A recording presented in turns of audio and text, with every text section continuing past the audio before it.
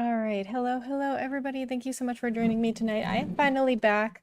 Unfortunately, I have been really busy with some work stuff and have not been able to stream in a little while, but I am back tonight. But luckily, last time I was able to finish Chrono Cross, so I get to start on Radical Dreamers now, which is like the companion game to Chrono Cross. And as far as I'm aware, it never came out here. It only came out in Japan.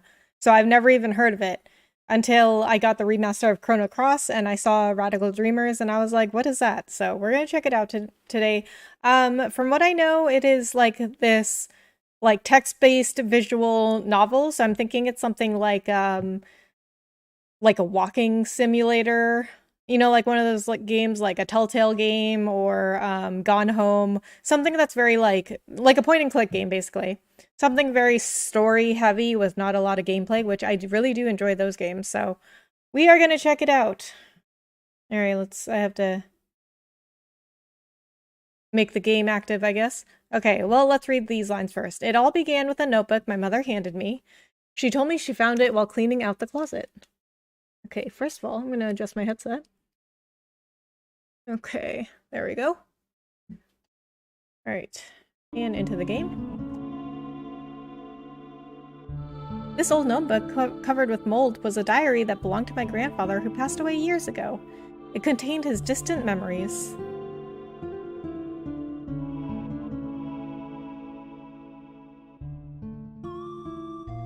I wonder if you still remember how we first met and our many adventures. It all seemed like a dream.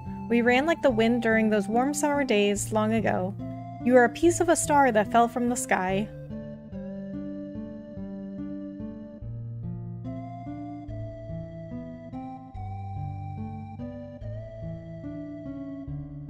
I can still relive the memories of those days long past. Is this Surge's grandkid?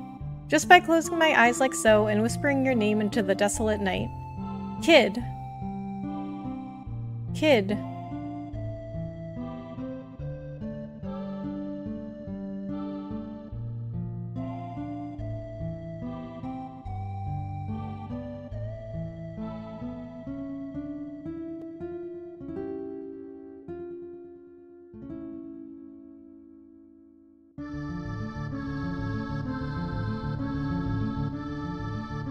Kid. Hey, kid.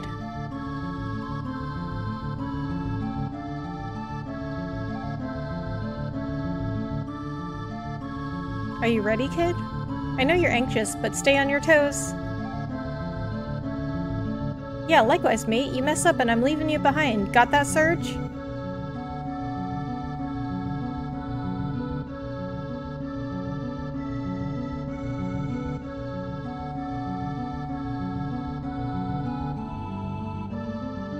Come on, Magil? Let's go. That bastard Lynx is gonna get what he deserves. Say your prayers, not that it'll do you any good.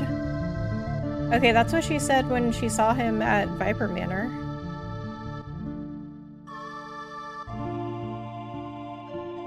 Magil, okay, so that's a new character.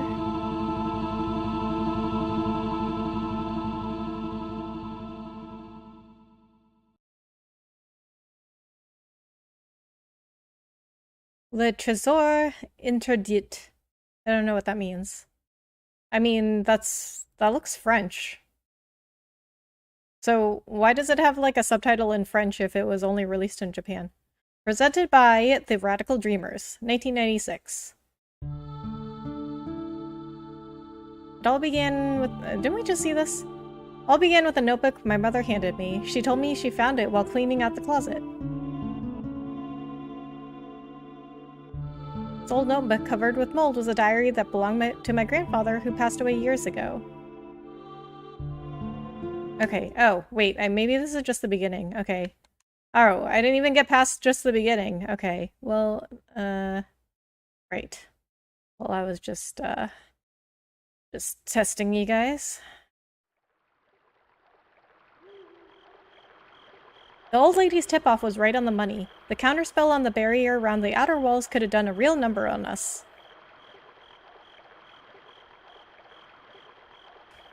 Kid's plain, unadorned braid flicked back and forth across her shoulders as she walked. We picked our way through the elaborate lattice of the manor's magic shields, moving in closer and closer to Lord Lynx's stronghold. There were 3 of us. Kid, Madrill, and me. Oh, wow, so... Okay, yeah, we're reading... That's right, we're reading Surge's diary. It's so weird, though, to like, see something from Surge's perspective, because he never talked.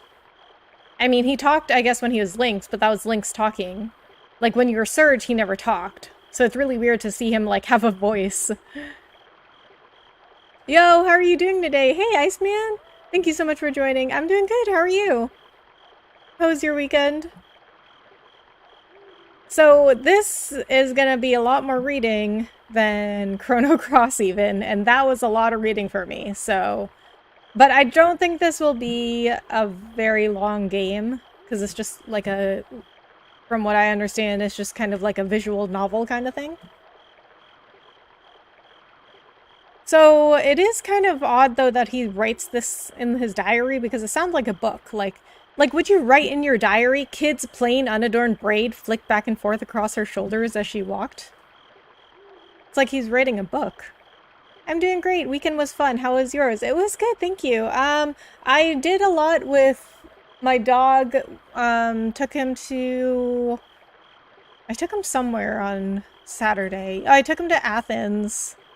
I mean, not like Athens, Greece. That would be nice. But Athens, Texas, which is a couple hours away. And there's some like festival going on with a whole bunch of like different stands, like food stands and like people selling stuff and like carnival rides and stuff. And I think he had fun. And then the next day we went to this minor league baseball game because they had their bark in the park night where you could bring your dog. That one, I don't think he had as much fun because it was really, really hot and he has mostly black fur. And I think he was just like hot and cranky the whole time. But it was like, you know, it was like a unique experience, you know.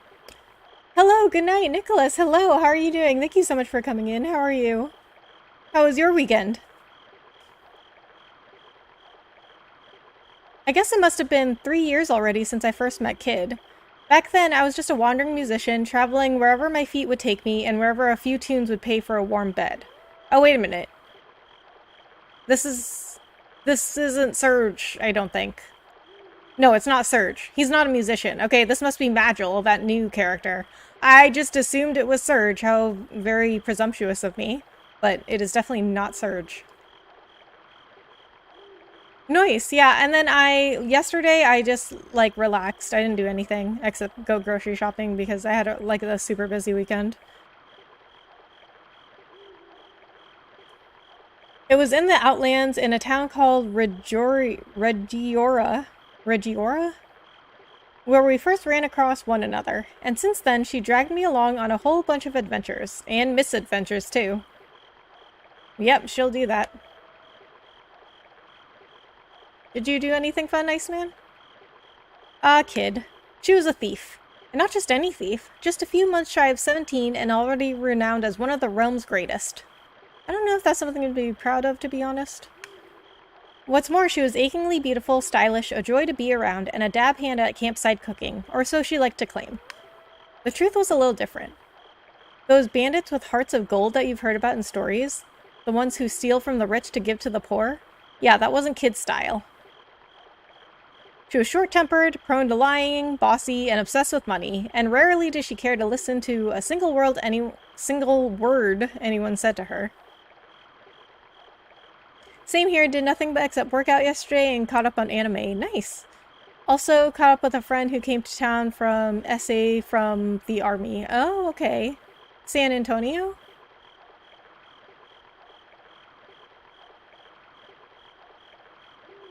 My sister-in-law used to be stationed in San Antonio when she was in the Air Force. She loves it there. But she wasn't all bad. Probably. Maybe. Sometimes. She has had her moments anyway.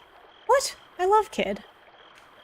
I glanced over my shoulder to see a shadow hovering behind us, blending into the darkness like smoke.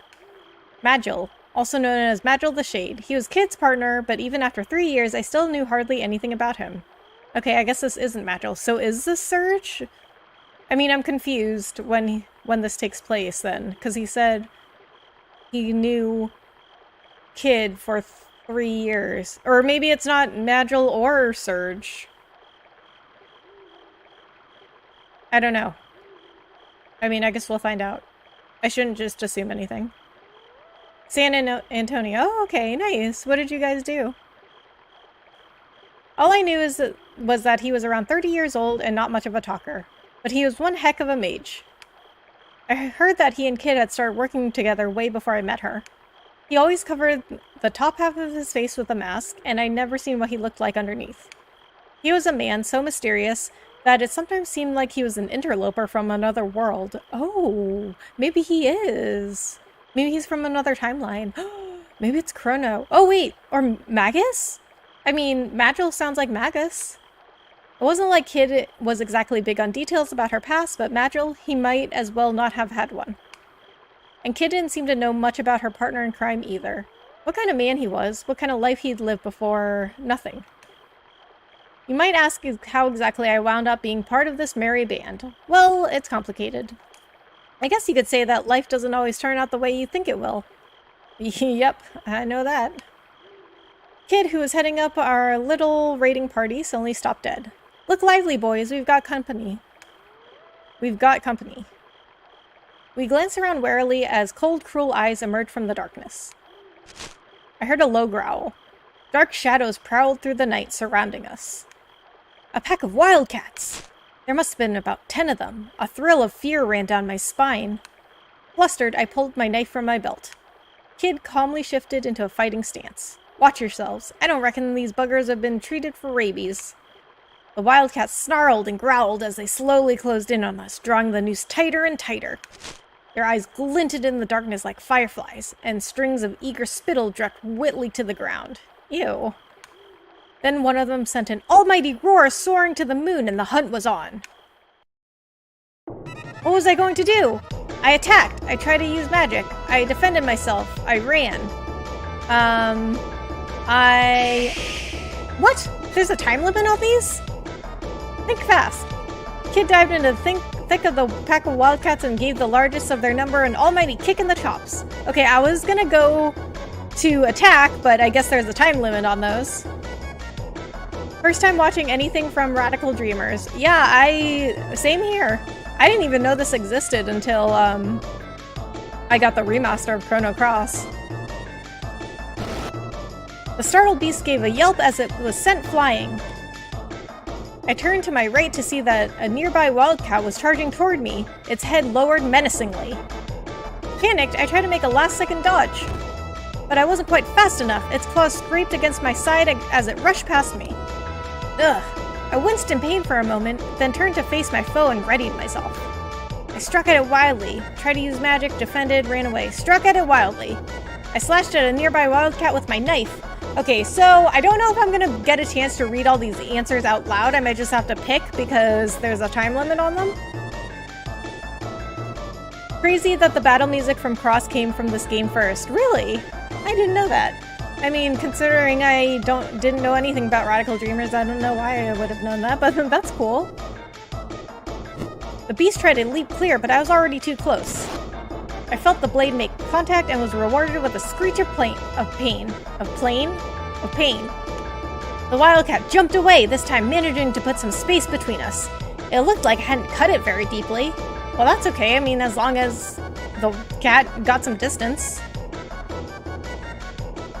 I stood my ground, changing my grip on the knife and waiting for another chance to attack. Surge, behind you! Panicked by Kid's warning, I whirled wildly around and came face to face with a pair of eyes blazing like hellfire. So, it is Surge that's writing this. Okay. So, Surge has grandkids. Attack! A wildcat was coming right at me! By reflex, I ducked, its attack swiping through the air directly over my head. I felt its hot breath on my cheek as it flew by me. At the same time, I thrust my knife upward, plunging it into the beast's belly. With a horrible cry of agony, the wildcat crashed face first into the ground. I wonder if anything changes depending on the choices you made. Like, I don't I don't know if they were, like, making those kinds of games then.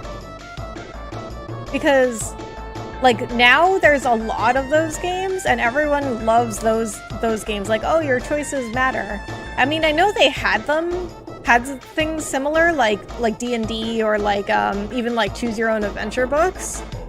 But like, in terms of, like, this kind of video game, I don't know if those were very popular. But I lost my balance in the chaos and fell down in a heap as well. I rolled over and was only just able to stagger back to my feet before readying myself for my next opponent. I was breathing heavily. The handle of my knife was slick with sweat and I tightened my grip. With a kick like a bolt of lightning, Kid landed a clean hit on the flank of a nearby wildcat. It staggered before losing its footing, letting out a pathetic cry. But Kid had already moved in to finish it off. Okay, this is Surge's diary? Like, is he writing this while they're attacking these cats? Or fighting these cats? I mean, I guess they're attacking each other. Because, like, how does he remember all this and in such detail? Radical Dreamers came out only in Japan for the Satellaview in 1996, so everything we see here is 3 years prior from Cross release. Actually, this game inspired Square to start developing Cross. Really? Okay. Interesting. I guess that explains some things, because I was saying earlier when I started the stream, I was saying that it was really weird to see Surge have a voice. And then, the roar of fire, a burning smell filled my nostrils, and next to me, a shrill screech pierced the air. Magil's fire spell engulfed the head of a nearby wildcat. It fled, darting off into the darkness like an arrow.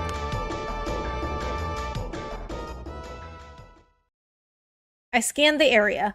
Only moments ago, we had been surrounded, but now there wasn't a single wildcat left.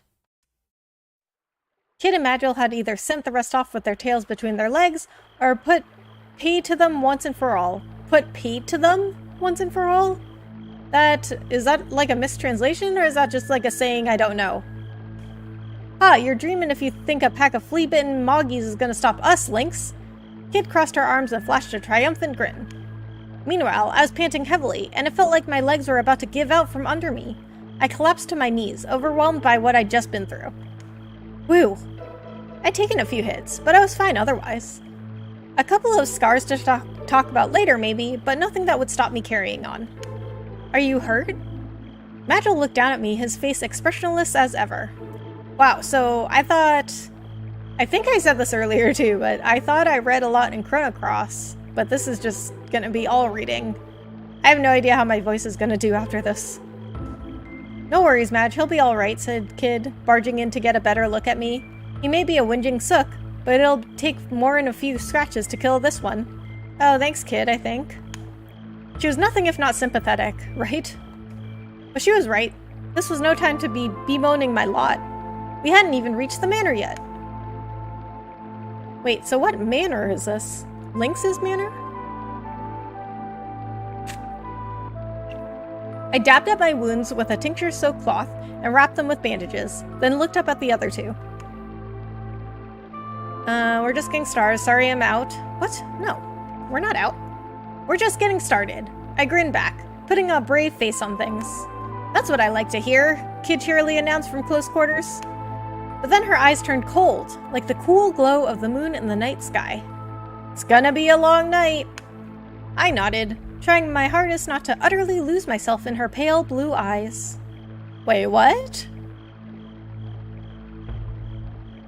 Is there like a thing between Kid and Surge? Alright, let's get this show back on the road. She turned away and marched off deeper into the trees without looking behind to see if me and Magil were following her. Magil, of course, was already right behind her, his unhurried gait making it seem as though nothing much had happened at all. I jumped back up to my feet to chase after them. I'd been in for even more trouble than I'd bargained for if I got separated from them. The dark forest inside the manor's perimeter seemed to go on forever, a labyrinth of trees and boulders. The manor itself loomed in the distance, glowering over the vast grounds. Glowering? I'm not sure how to pronounce that. And hidden within was a veritable mountain of treasure just waiting for us. Lord Lynx was the noble who ruled the remote territory of Regiora. He was also Kid's mortal enemy. We were there that night to steal a certain jewel he kept locked away in his most closely guarded vault, the Frozen Flame. Oh, wait a minute. But the Frozen Flame isn't there, right? Wasn't it in Viper Manor at first? Or, I don't know. I'm getting ahead of myself. Let's just see what happens. Okay? Okay, chat? Let's do that. The Frozen Flame was veiled in mystery. It was said to be imbued with an uncanny energy and possessed of a beauty and clarity that made it a priceless treasure. Countless thieves had tried to steal it. Not one of them had come close to succeeding. Oh wait, no, okay, so wasn't it supposed to be at... I can't remember. Chrono Cross was a long game. But the Frozen Flame was at Chronopolis. But I think when we went to Viper Manor, we thought it was there, but it wasn't there. Or something. I don't remember. Nor had any of them escaped the manor alive. But the Frozen Flame was in Chronopolis, because that's where Surge went and touched the Frozen Flame. And now it was our turn to try and sneak into this place of death. Led by a girl who had the ambition to make the impossible possible, a hunger for vengeance that drove her onward, and a desire for riches that could never be satisfied. As we pressed on through the tree-filled darkness, the shadows gave way at last, revealing the true extent of the vast mansion.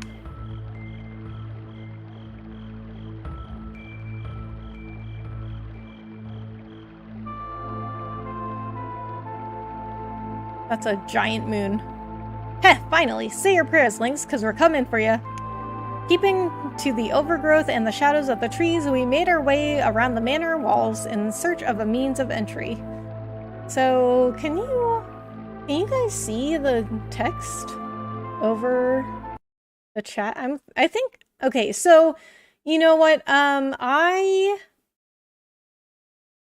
had put the chat overlay on there because I was multi-streaming, so in case, like, you know, people came in from other platforms and wanted to see chat, then it would be up on my screen, but I haven't been multi-streaming lately just because, like, I don't know, like, I was multi-streaming to Facebook and Trovo, but Facebook and Trovo, like, were not going anywhere, so then I just decided to just do YouTube. So I might take that off.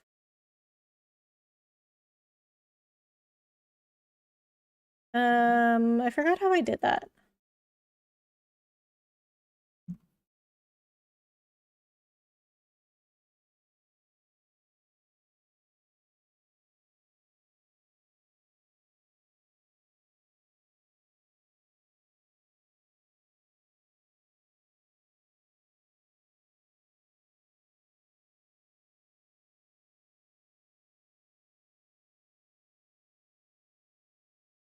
Okay, maybe I'll do it on my when I take a break. Because yeah, I think it's probably time to take off the chat overlay. I won't need it if I'm just gonna do YouTube. But I mean, you can still see the text, and my camera's blocking some of it anyway, so you'll just have to deal with it until I take it off. Eventually, we came to a terrace overlooking the garden. There was no sign of any guards nearby. The only thing surrounding the manor was an uncanny stillness. This will lead us straight into the West Wing. Just as well, we don't have any business in the rest of the manor tonight, said Magil, gazing up at the dark building towering over us in the night. Alright then, what are we waiting for? With that, Kid made to vault over the railing of the terrace. Kid made to vault over the railing of the terrace. Is that grammatically correct? Like, I mean, I guess, but it sounds weird. Stop! Magil hissed sharply. Remember what we're here for. Our main target is the vault and the frozen flame within it. We focus on this above all else. Your vengeance is of secondary concern. Agreed? Glancing over her shoulder, Kid replied with a reluctant, yeah, don't get your knickers in a twist. But if we happen to run into him, I'm gonna knock out that Drongo's block off and neither you or anybody else is gonna stop me. Hehehehe, ha ha ha ha. I guess Kid was gonna get her way whether we liked it or not. Yeah, well, that's Kid for you. Let's go, boys, the night is young. She cleared the railing with a sprightly hop and vanished inside the manor. I glanced toward Magil and nodded in silence. We followed Kid's lead and were soon inside Lord Lynx's lair. The darkness swallowed us whole.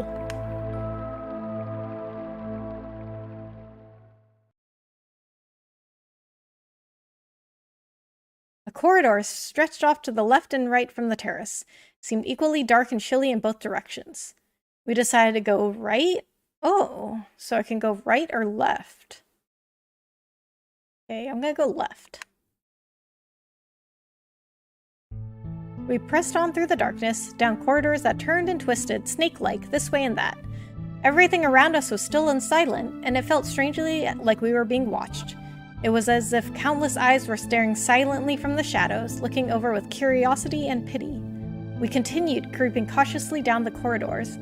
Kid moved proudly and stealthily like a cat stalking its prey, while in the shadows Magil followed, gliding swiftly and silently like a sinister breeze. We pressed on into the embrace of the Weavers of Fate. We took the corridor leading from the left-hand side of the terrace, eventually arriving at an intersection with some stairs.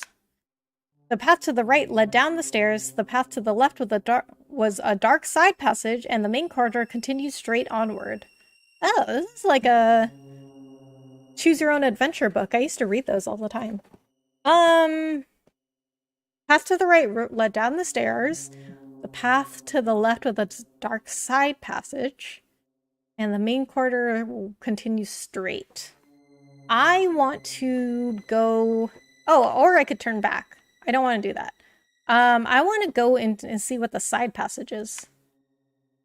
We headed down the side passage.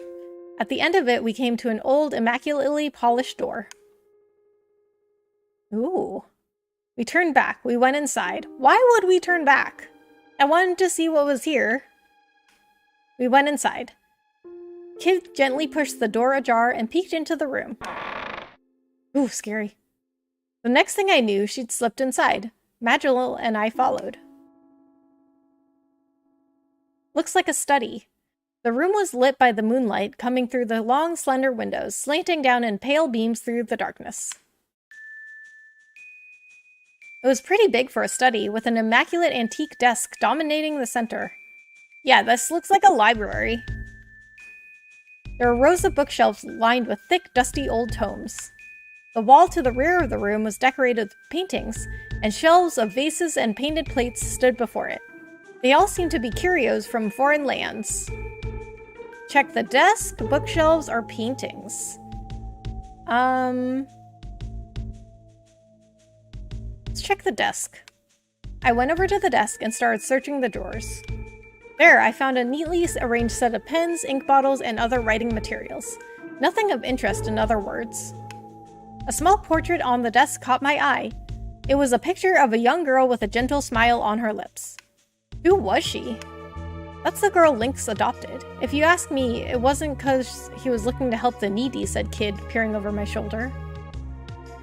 Lynx adopted somebody? She wrinkled her nose in distaste. Not even a looker.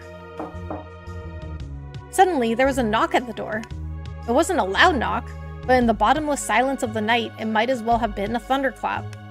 Kid and I stood bolt upright and turned toward it. Magil, meanwhile, hid in the shadows, drifting away like smoke. Couldn't he help us? Like, cast a spell or something that hides us?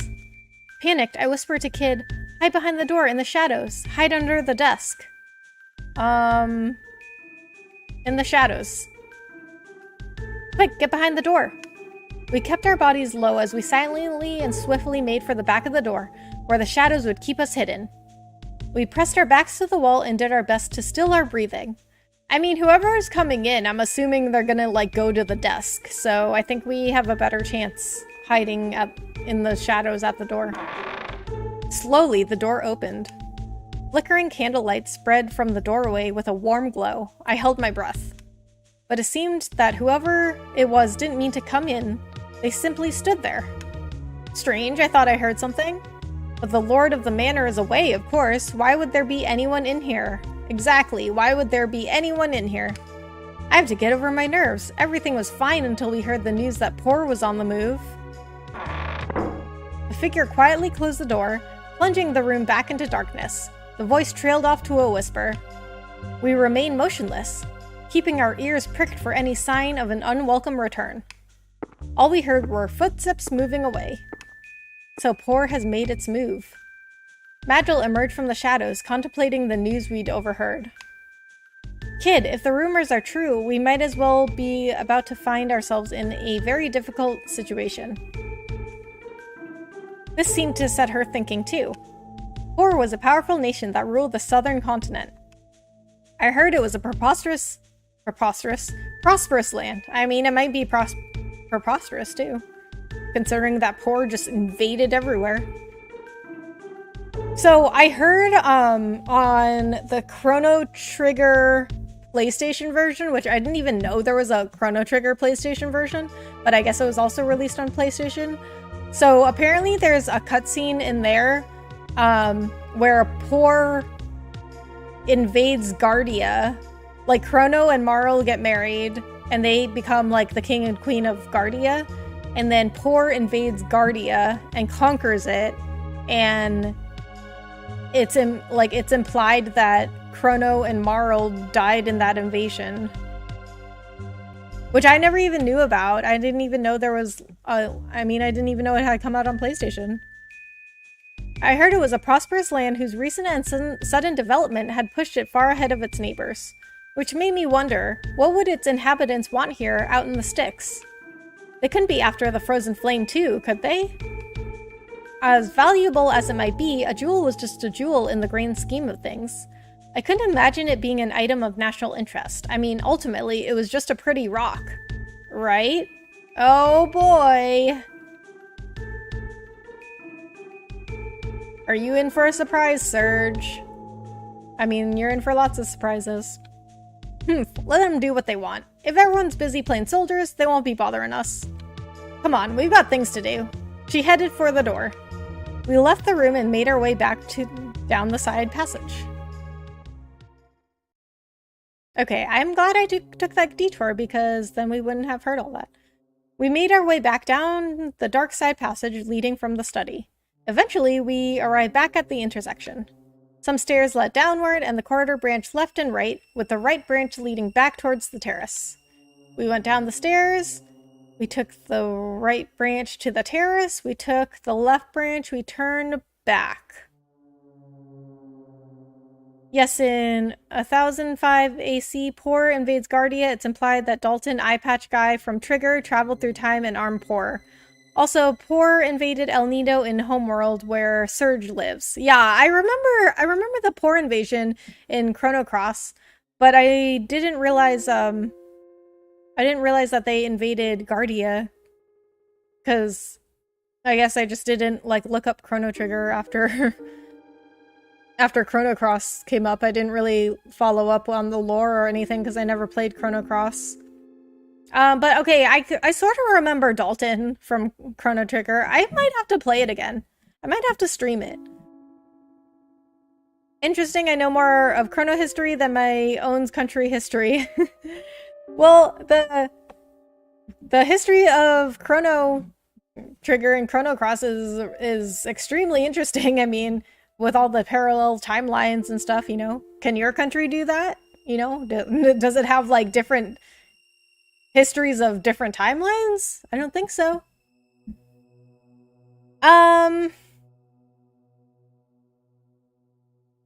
Let's go down the stairs. Actually, I don't know if I want to do that yet.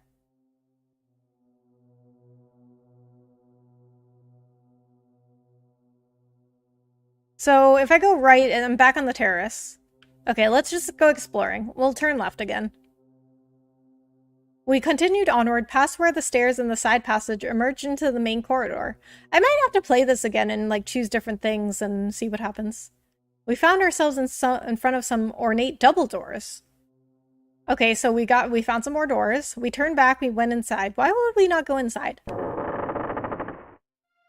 I wonder if you can like die in this game, you know what I mean? Like, you know in like the choose your own adventure books, if you make a choice and then like you turn to that page and then you just die and then you just have to start over. I don't even know how to save in this game. Does it autosave? I haven't seen anything. Kid gently pushed the heavy doors open and peeked inside. Doesn't look like anyone's in there. It seemed to be the main hall of the manor. There was a massive table, beautiful decorations on the walls, and thick columns decorated with sculptures of birds and beasts. Fixed to the wall in the back towered a tremendous pipe organ like a burnished black mountain. Wow, yeah, that is gigantic. Dozens of candles provided a dim flickering light, sending the corners of the room dancing in and out of shadow. Several enormous portraits glowered? I think it's glowered. Glowered down from high on the wall. Were these members of Lynx's family? I was busy staring at a painting depicting a young husband and wife when I realized their eyes had turned to look right at me. Oh, creepy. Okay, they hadn't. Oh, really? Don't worry, this isn't about to turn into some dumb ghost story. It just looked that way because of the way the flickering light of the candles reflected against the glossy oil paints. Really? Obviously. Probably. This place gives me the creeps. And get a load of all those ugly mugs. There's nothing for us here. Let's look somewhere else. Neither Magil nor I had any objections. We left the hall and returned to the corridor. Okay, so we're back in the corridor.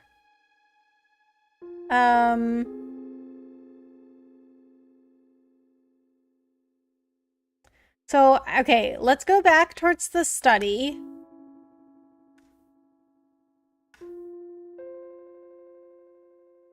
Okay, we're back at the study. Turn back. Okay, wait. Can I go back in the study?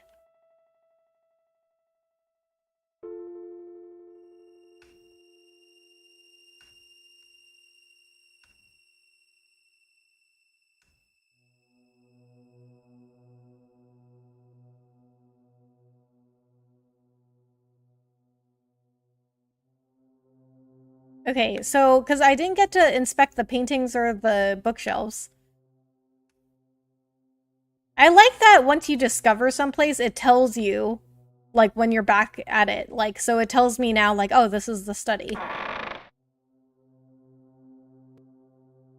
Serge, we don't have time for this. We're not going to magically find something useful by trying the same bloody room over and over again. But we didn't inspect the paintings or the books. Let's go someplace else. There's a tinge of annoyance in Kid's voice, but she wasn't being unreasonable. Without some kind of lead, we'd waste all night trying to find something. We left the room and retraced our steps. Ah, they won't let me.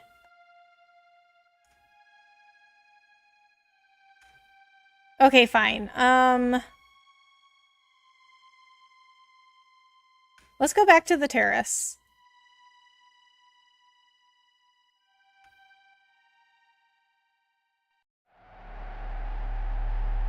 We returned to the quiet terrace overlooking the garden, and then... Oh, you can do different stuff. Okay, I talked to Kid, or I talked to Magil. I talked to Kid. Alright, Serge, you're finally starting to learn how to get your hands dirty, ain't ya? I guess people really can change, if they put in the effort. Kid's eyes shone with an impish playfulness. Well, she hadn't seen anything yet. We should go back inside. We're not here for fun, muttered Magil. Well, he said that, but... I talked to Magil. You seem to be coping better than I expected, Serge. It's kind of rude. Told you before we left, you can count on me. I might have taken a few knocks, but I was alright. Nothing that would get the better of me anytime soon. Right, dust yourself off and let's get moving. We've got work to do, said Kid. Well, she said that, but...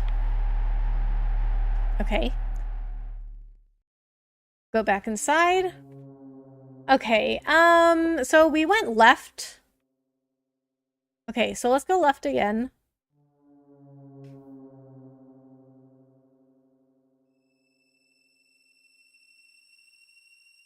Okay, so the only place we haven't been this time is down the stairs, so let's go down the stairs. Slowly, we crept down the staircase, descending deeper into blackness as we went. At the bottom, the path split. The way to the left continued onto an atrium that resembled a sort of plaza, while the path to the right was a winding passageway that trailed off into the darkness. Let's go see the atrium first, since we already know that's there. Kid poked her head through the arch-shaped door and took a look around. It's big in here. Must be some kind of hall. We took a cautious look around, then entered, one after another. The atrium was like a beautiful plaza, complete with a statue that doubled as a fountain. Pillars and arches lined the walls, and in the center was a small pool of clear water, above which the statue stood. Kind of a creepy statue. On the other side of the room, I could see another arched entrance like the one we had come through. Ooh, that's cold. Kid was scooping up water from the fountain. Why is she doing that? I went over to her, and resting my hand on the edge of the marble basin, peered into the pool beneath. Shadows flickered under the water's surface. You reckon those fish are rare, as in valuable? Kid leaned right over the edge. I couldn't see the bottom. I wondered how deep it was. The shadow of one of the fish grew larger and larger. Whoa! Sensing danger, Kid leapt back from the edge. Plack! A fish leapt out from the water and snapped at her, its jaws bristling with razor-sharp teeth. Its mouth closed shut on the air where she'd been only moments before, and with a splash, the fish darted back under the water. Pteranodons. Deadly carnivorous fish with razor-sharp teeth and powerful jaws that could snap a monster's horn in half. Staring in horror, I watched as dark shadows began to gather in what little of the pool I could make out. The pteranodons must have detected prey. Soon, the room was filled with the sound of splashing and snapping as the fish teemed at the water's surface. Bloody hell. Even Kid was uneasy. She took another step back. How many pteranodons were in the pool? The thought of what would happen if they all leapt clear of the water and attacked at once crossed my mind. A bead of cold sweat rolled down my forehead. Suddenly, the water coming from the statue turned crimson and shot out in a powerful jet that nearly touched the ceiling. What? Kid jumped back again. I just stood in shock, watching the torrent of water erupting from the statue. This is creepy. The scarlet waters continued to gush out from the fountain. The pool grew redder and started to overflow. We looked on, entranced. But the spell was soon broken when we realized the water was starting to flow faster and faster over the rim of the basin. The pteranodons began to jump and snap at the water's surface with bloodthirsty glee. I was brought to my senses by the dull slapping of pteranodons hitting the floor. Ooh. We rushed to the exit. A bolt of pain shot up my calf and I came close to fainting. I stood my ground as best as I could, flicking away the pteranodon that bitten me. Okay, so I tried to go for the other exit, but I think I ran out of time and it landed on we decided to deal with the fish. But soon a horrible ring of shadows began to circle the water around me. I was surrounded. What was I gonna do? Rushed to the exit. Quick, there's an exit on the other side. I pointed at the doorway opposite to where we'd come in. I tried my hardest to rush across the red pool, sending up great gouts of crimson water. But it was thick as blood, and I found myself struggling to move. I felt sharp jabs of searing pain as countless pteranodons snapped at my legs. Kid gritted her teeth in pain. Serge, we've gotta do something before we get turned into mincemeat. Okay, then you come up with something. Deal with the fish. What, you want to try and pick this little lot off one by one? Kid glared back at me, her face a picture of exasperated disbelief. Okay, do you have a better idea, Kid? Don't be a bloody idiot, Serge. You want to die here? While I stood there, my mouth agape, a pteranodon sank its teeth into my foot. A jolt of pain surged up my leg, making me jump. What was I gonna do? Okay, I guess the only thing is to go back the way we came. Kid, let's get out of here! In a panic, we splashed through the water back to the corridor we came from. The fangs of the pteranodon snapped at my legs and I felt a searing pain, but I had to endure it if I had any hope of reaching the entrance. Breathing heavily, I finally found myself back in the corridor outside.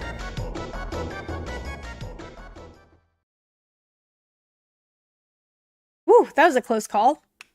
So that whole thing was a trap, eh? Talk about twisted. Lynx is even more of a sick bastard than I thought. Okay, so where was Madrill in all this? I was about to say he wouldn't have to be if he didn't have to guard against people like her breaking into his home, but I thought better of it. Yeah. Probably not a good thing to say to kid. Well, at any rate, I think we can consider that a dead end. Let's go back. Defeated, we left the atrium.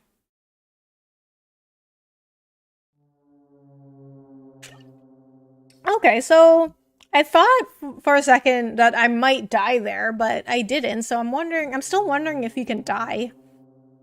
Something caused Kid to stop in her tracks. Hello, hello, what do we have here? She pointed to the side of the entranceway to the hall. I found myself face to face with a sculpture of an old man's face, with a truly phenomenal beard. The sculpture's eyes seemed to gleam with life. For a piece of marble, it seemed almost too realistic.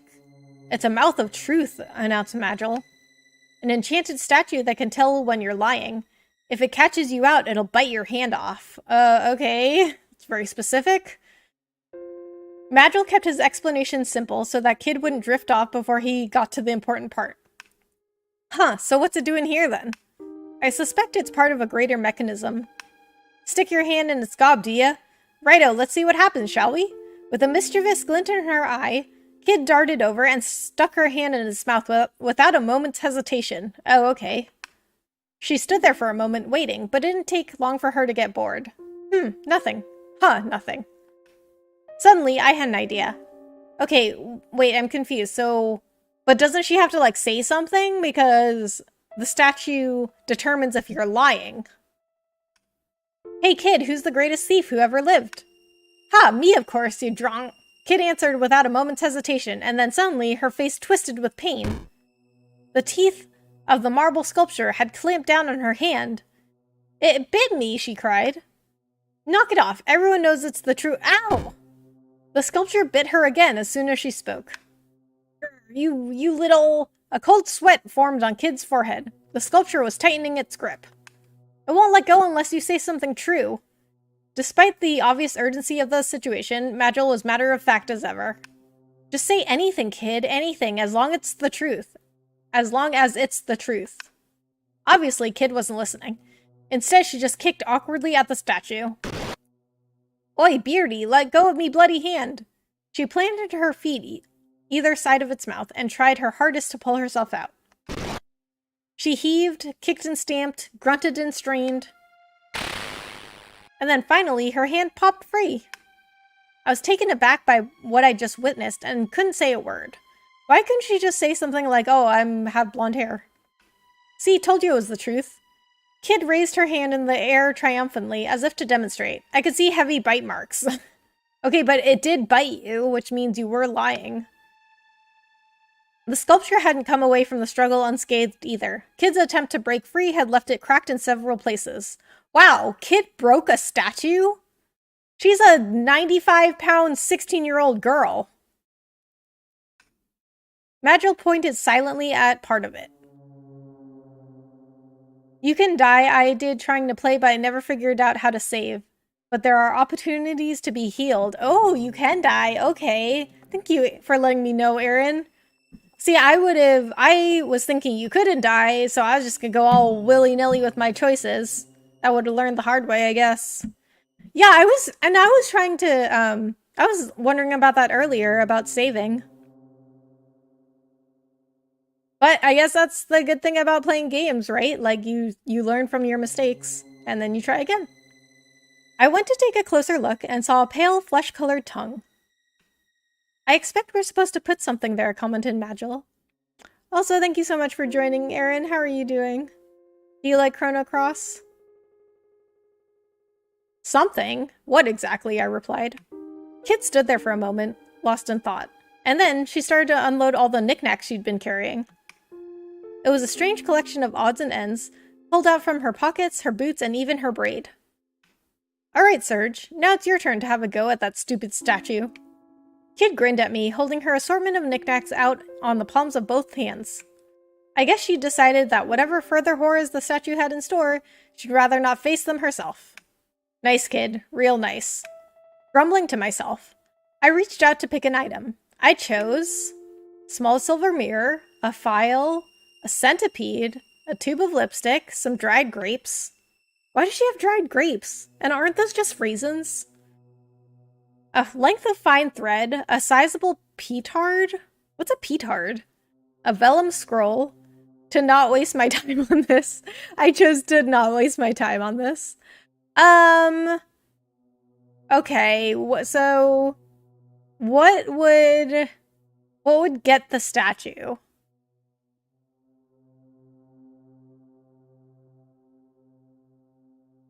I think the mirror. I'm gonna choose the mirror. I took the small silver mirror. The sculpture stared impassively, its marble beard still commanding my attention. I stuffed the mirror into its mouth. It didn't seem to be the right item for the job. Don't see any cavities. Yeah, very funny. Now give me favorite mirror back before that thing chomps it to pieces. Okay, so my thinking there was that I thought that the statue might, like, lose some teeth on the mirror or something. She lost her patience and snatched it off me. It was rather a nice mirror. I pictured her gazing into it as she braided her hair. Okay, that's kind of creepy, Serge. Do you want to try something else? Asked Magil dryly. I chose...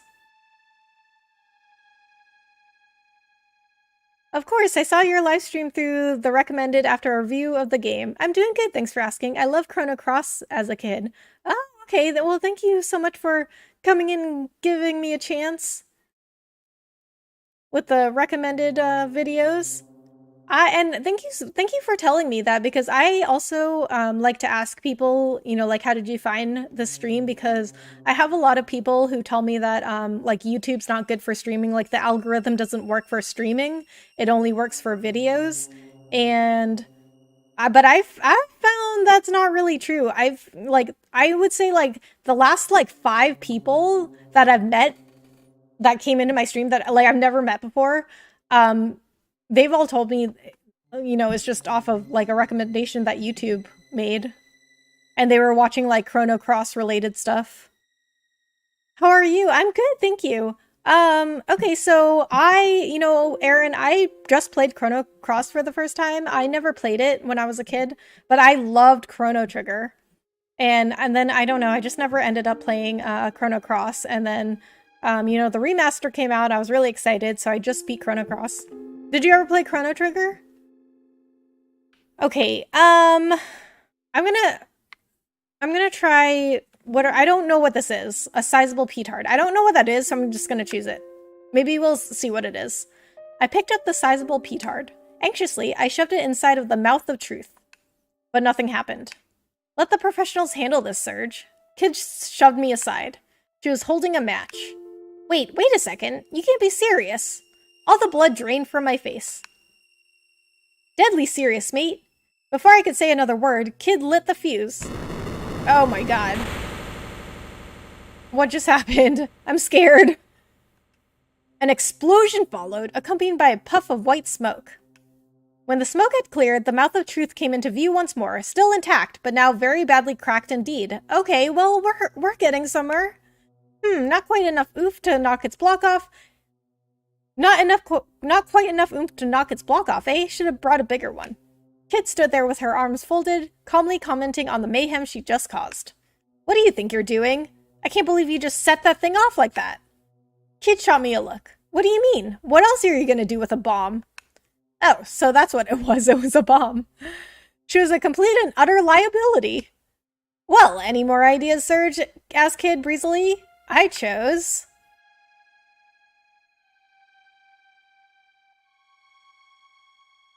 A centipede? Why does she have a centipede? I'm thinking the thread. Let's do the thread. Because I feel like it will reach somewhere that I can't with my hand. I took the piece of thread, a length of very finely spun silk. It didn't seem like a good idea to just shove it in, so I tried dangling it into the statue's mouth. Watch yourself, that stuff ain't cheap. It's made by royal silkworms, I'll have you know. Kid watched me critically. The thread slipped deeper and deeper into the mouth of truth, and then I felt a slight tug. I tried winding it carefully back around my finger. At the end of it was a small piece of paper. Oh, So something did happen with the threat. See, I was right. It reached something that my hand couldn't.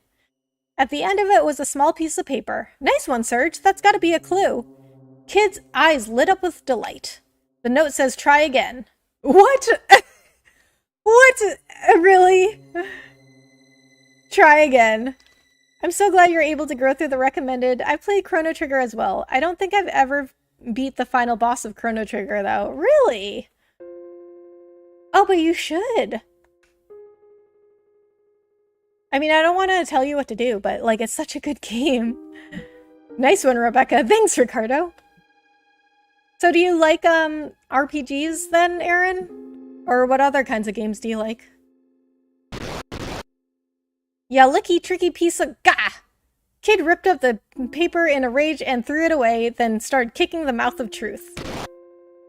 Magil was leaning against the wall, watching the spectacle in silence. I'm guessing that wasn't the one then. What next? I chose... Okay, so we didn't get anywhere with that one. It was a fake out. Okay, we'll try the centipede. Oh, that is just... What are you doing walking around with a centipede in your pocket? That's what I said. I reeled back in disgust. This isn't your pet or something, is it? Don't be thick, Serge. It's a toy, not a pet. Oh, okay. That makes me feel better. A toy? You couldn't have picked something nicer? It is nice. Nice for giving people nasty surprises. Heh. She seemed to think this was an entirely reasonable attitude. I mean, to be honest, like, if you're a kid and you need a distraction, it's a pretty good one. Entirely reasonable to her, maybe. What? That's what I just said. I just said that. I just said it. What was she doing with all this stuff? Dude, she's a thief. What is she not doing with it? I reached for the rubber centipede. Trying not to think too hard about what I was doing, I stuck it into the mouth of truth, only for it to fall down the back of its throat. Serge, you'll pay for this, growled Kid, staring daggers at me. Yikes, I'll get it back, I promise. Stealing my nerve, I reached into the mouth of truth. Suddenly, my hair stood on end. It was licking my hand. What? What is licking my hand? The centipede? Or the mouth of truth? Either way, I don't like this. I don't like it. The giant uncanny tongue slopped back and forth across my fingers like I was a lollipop. The statue is licking my hand? That's creepy. This game has better writing than I expected. More that once I've cracked a laugh with it. Well, I'm glad it's making you laugh, Ricardo. Or am I the one making you laugh? That's fine, tell me what to do because you're right. I love the RPG genre. I grew up with Legend of Dragoon and the Final Fantasy series. What's your favorite genre of games? So I would, well, I have multiple ones, but I would say like RPGs and action-adventure games like God of War and Last of Us, Uncharted, things like that. And I do love Final Fantasy. So Legend of Dragoon, I played that when I was in college, and it was really good. But yeah, I definitely think you should beat the final boss of Chrono Trigger. It's totally worth it. So what is your favorite Final Fantasy?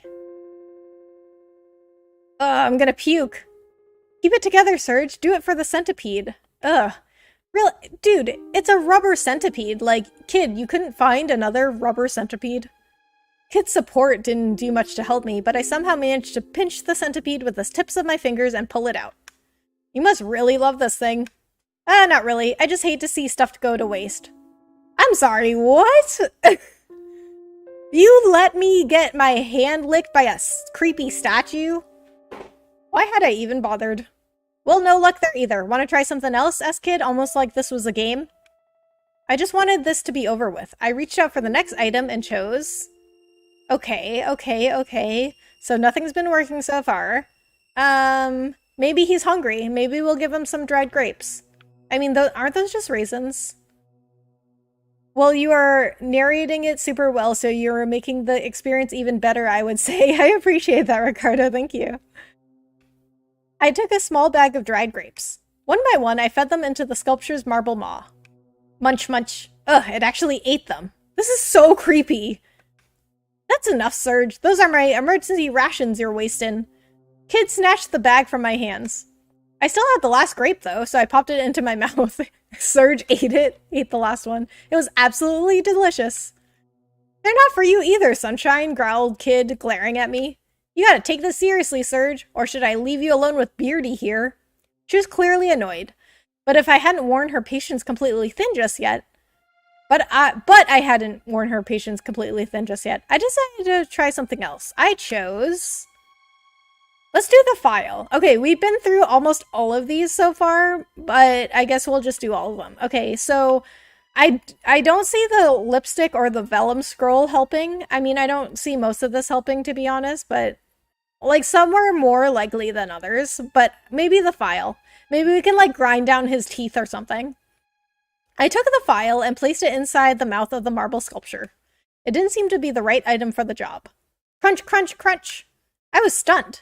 The mouth of truth had started chewing on the file. It was eating it. Ah! Kid screamed with rage. Me file! Me lovely, scratchy, scrappy file! I can't believe you just let that happen! What? Kid is attached to the strangest things. Crunch! You're in big trouble now, mate! She was clenching her fists and trembling with fury. Sorry! I'll get you another one, I promise. I also wanted to add, just don't hit me, but thought better of it. I'll hold you to that, muttered Kid in a threatening grumble. If you're just gonna feed the statue all me stuff, we're done here. I promise that's not what I'm trying to do. That is what I'm trying to do. You'd better bloody not be, mate. Once again, she showed me her collection. I chose... Okay, so that did not work either. Heck yeah, Uncharted was the first PS3 game I played. Good taste in games, Rebecca. I appreciate that, Aaron. Thank you. That's awesome you played Legend of Dragoon in college. My favorite one was 9, but my second one is X. Yours? Ooh, 9 is definitely up there. I mean, I like all the Final Fantasies, really. There are some I would say, you know, I didn't like as much. I would like 5 and 8 are the ones I didn't like as much. But if I had to like choose favorites, I would say like 4, 7, or 9 are like top 3. And I like all kinds of games, Aaron. So like if you ever want to come back here to my channel, I'll be playing all different kinds of games. I was playing Borderlands and Tiny Tina's Wonderlands. So I do play some shooters. They're not like usually my first choice, but I do play shooters. I also like games like Mario, Mario Kart, Mario Party, Zelda. I love Zelda. Let's see, what else do I play? I don't even know. Oh, I also like really like story heavy games like Telltale games or like the like walking simulators. I played a game called Lake, which is like a game where you play as this lady who takes a couple of weeks off from her job and she goes back to her hometown and covers for her dad who's a mailman. And so you just drive around in this like really pretty town delivering mail. It sounds really boring, but it's like very story heavy, like really good characters. You just like walk around talking to people. I also like Unpacking, which is a game where you unpack stuff, which sounds really stupid, but it's actually really fun. So, oh, and that's kind of like a puzzle game. So I also like puzzle games. Let's see, what else do I like? I mean, yeah, I don't know. I like a whole variety of games.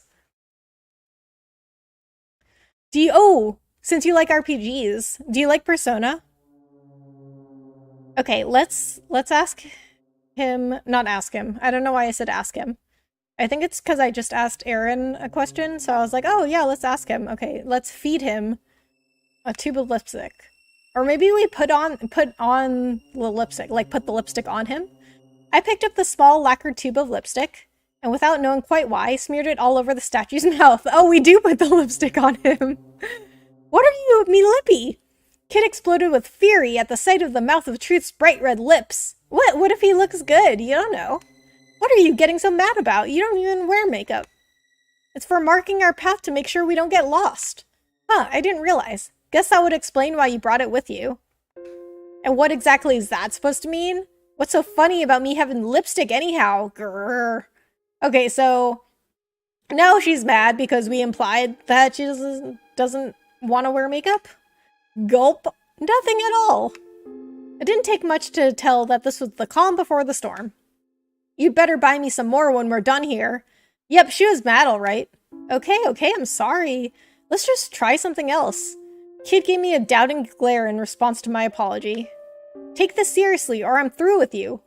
I gulped and nodded in a panic, then reached out for the next item. I chose... Wait, what do you mean? Okay, why is she's telling me to take this seriously? I'm the only one taking this seriously. I don't see anyone else here helping me. I am the one choosing all the items and trying to get past this mouth of truth or whatever.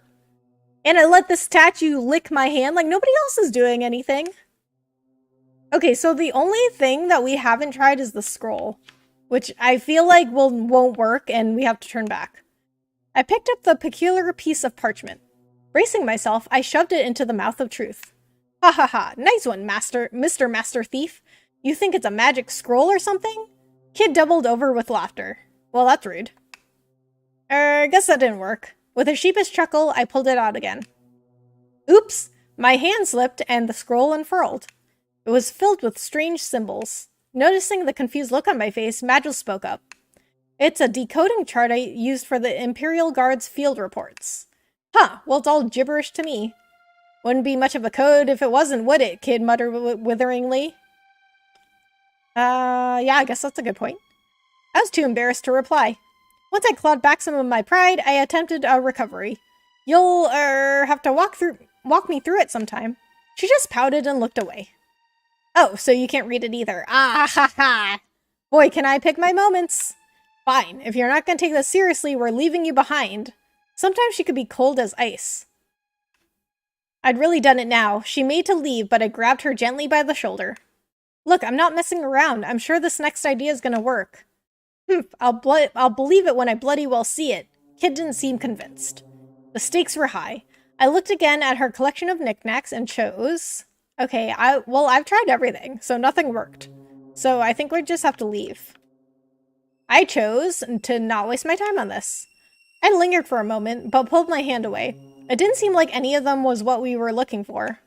Alright, let's just forget about it for now, muttered Kid, stowing all her valuables. I was sure we'd find a use for this stuff. Whatever, best get moving, eh? Defeated, we left the atrium behind us.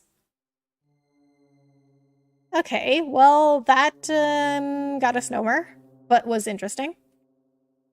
I agree about the Final Fantasies. I'm the same way with shooters. I think I'm just a terrible shot. Yeah, me too. To be honest, the game about unpacking can just be a good way to relieve stress, so it's understandable. Yes, exactly. It's just like a relaxing game. I mean, people thought it was really stupid, but I mean, it's just one of those games where it's just chill. Like, you don't always want to play these hectic games. I love Persona. I've only played the 5 series, though. Yeah, I've only played Persona 5, but I've heard from other people that 4 is really good. Like, it's better than 5. Not enough room to text, but I'll definitely be back to watch you. I've subscribed. I really appreciate that, Aaron. Thank you for subscribing. I guess my alert didn't come up. So the thing is, and Aaron, if you do come back, I'm sure I'm going to talk about this a lot, so you'll probably have to hear about this from me. But I talk a lot about like Twitch and YouTube streaming because I used to stream on Twitch and then I moved over to YouTube in about like, I'd say like September, this past September. So September 2021. And I talk about it a lot because like 99.9% of people thought I was like completely wrong for going to YouTube because they were like, what? Like, why would you go to YouTube? Nobody streams there. Nobody watches live streams on YouTube. Like, if you want to do live streaming, you have to be on Twitch. And so I talk about it a lot. But like one of the things about YouTube is that their streaming stuff, it isn't as good as Twitch. Like, I have no problem admitting that. So my alerts don't always work, and I think it's just because, you know, YouTube is not as, you know, they don't have their streaming stuff as well integrated as Twitch. So I do apologize that that whole thing was just to tell you, I'm sorry that your alert didn't come up for subscribing, but I do appreciate that you subscribe to my channel. Leaving the atrium behind us, we immediately found ourselves at a fork in the path.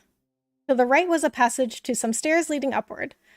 A dark passageway continued on directly ahead of where we stood. Okay. Took the path right towards the stairs. We continued along the path ahead. We turned back. Well, there's no reason for us to turn back. So let's just continue straight. We left the atrium and continued on down the path ahead. Eventually, we came across an ornate door on the right-hand side. Something smelled fresh and pleasant. Flowers? Was it coming from inside? We continued on our way. We went inside. We turned back. I mean, we should go inside. I think that every door we come across, we should go inside.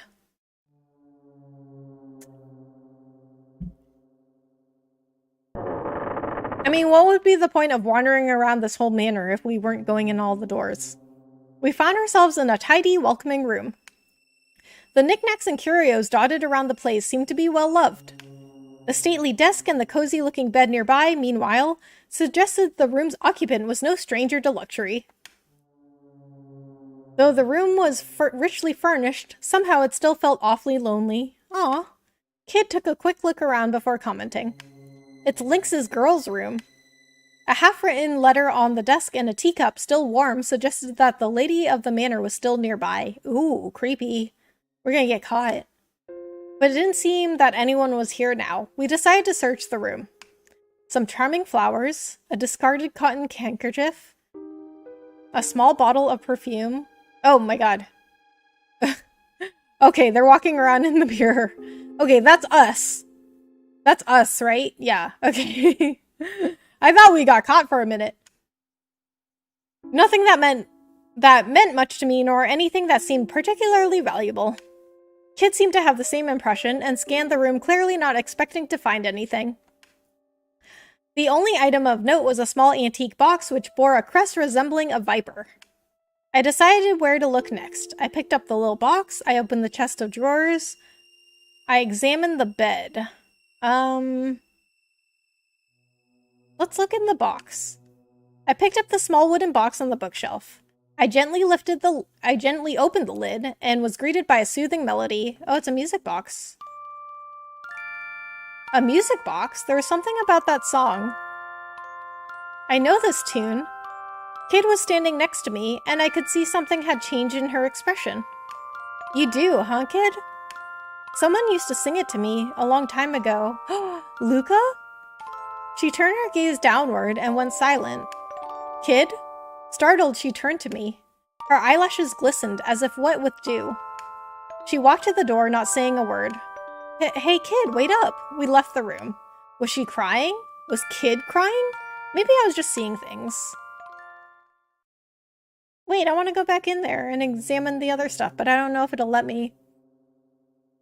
No worries about the alert. Twitch is more advanced, but it's so oversaturated, so I hope you find more success with YouTube streaming. I really appreciate that, Aaron. That's exactly why I went to YouTube, is because Twitch is so oversaturated.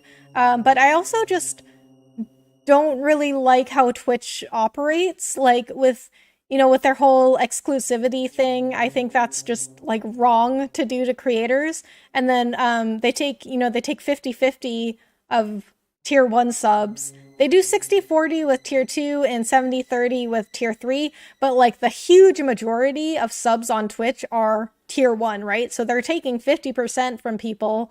And then, I don't know, it's just like, it's too much to go into right now, because this is about Radical Dreamers. But I have like entire videos on my channel just about how like Twitch just doesn't care. Like they just don't care about the creators. They just, like, they do all these things because they simply do not care, and they can do anything they want, and people will still stay on Twitch because Twitch has like established themselves as like the live streaming place.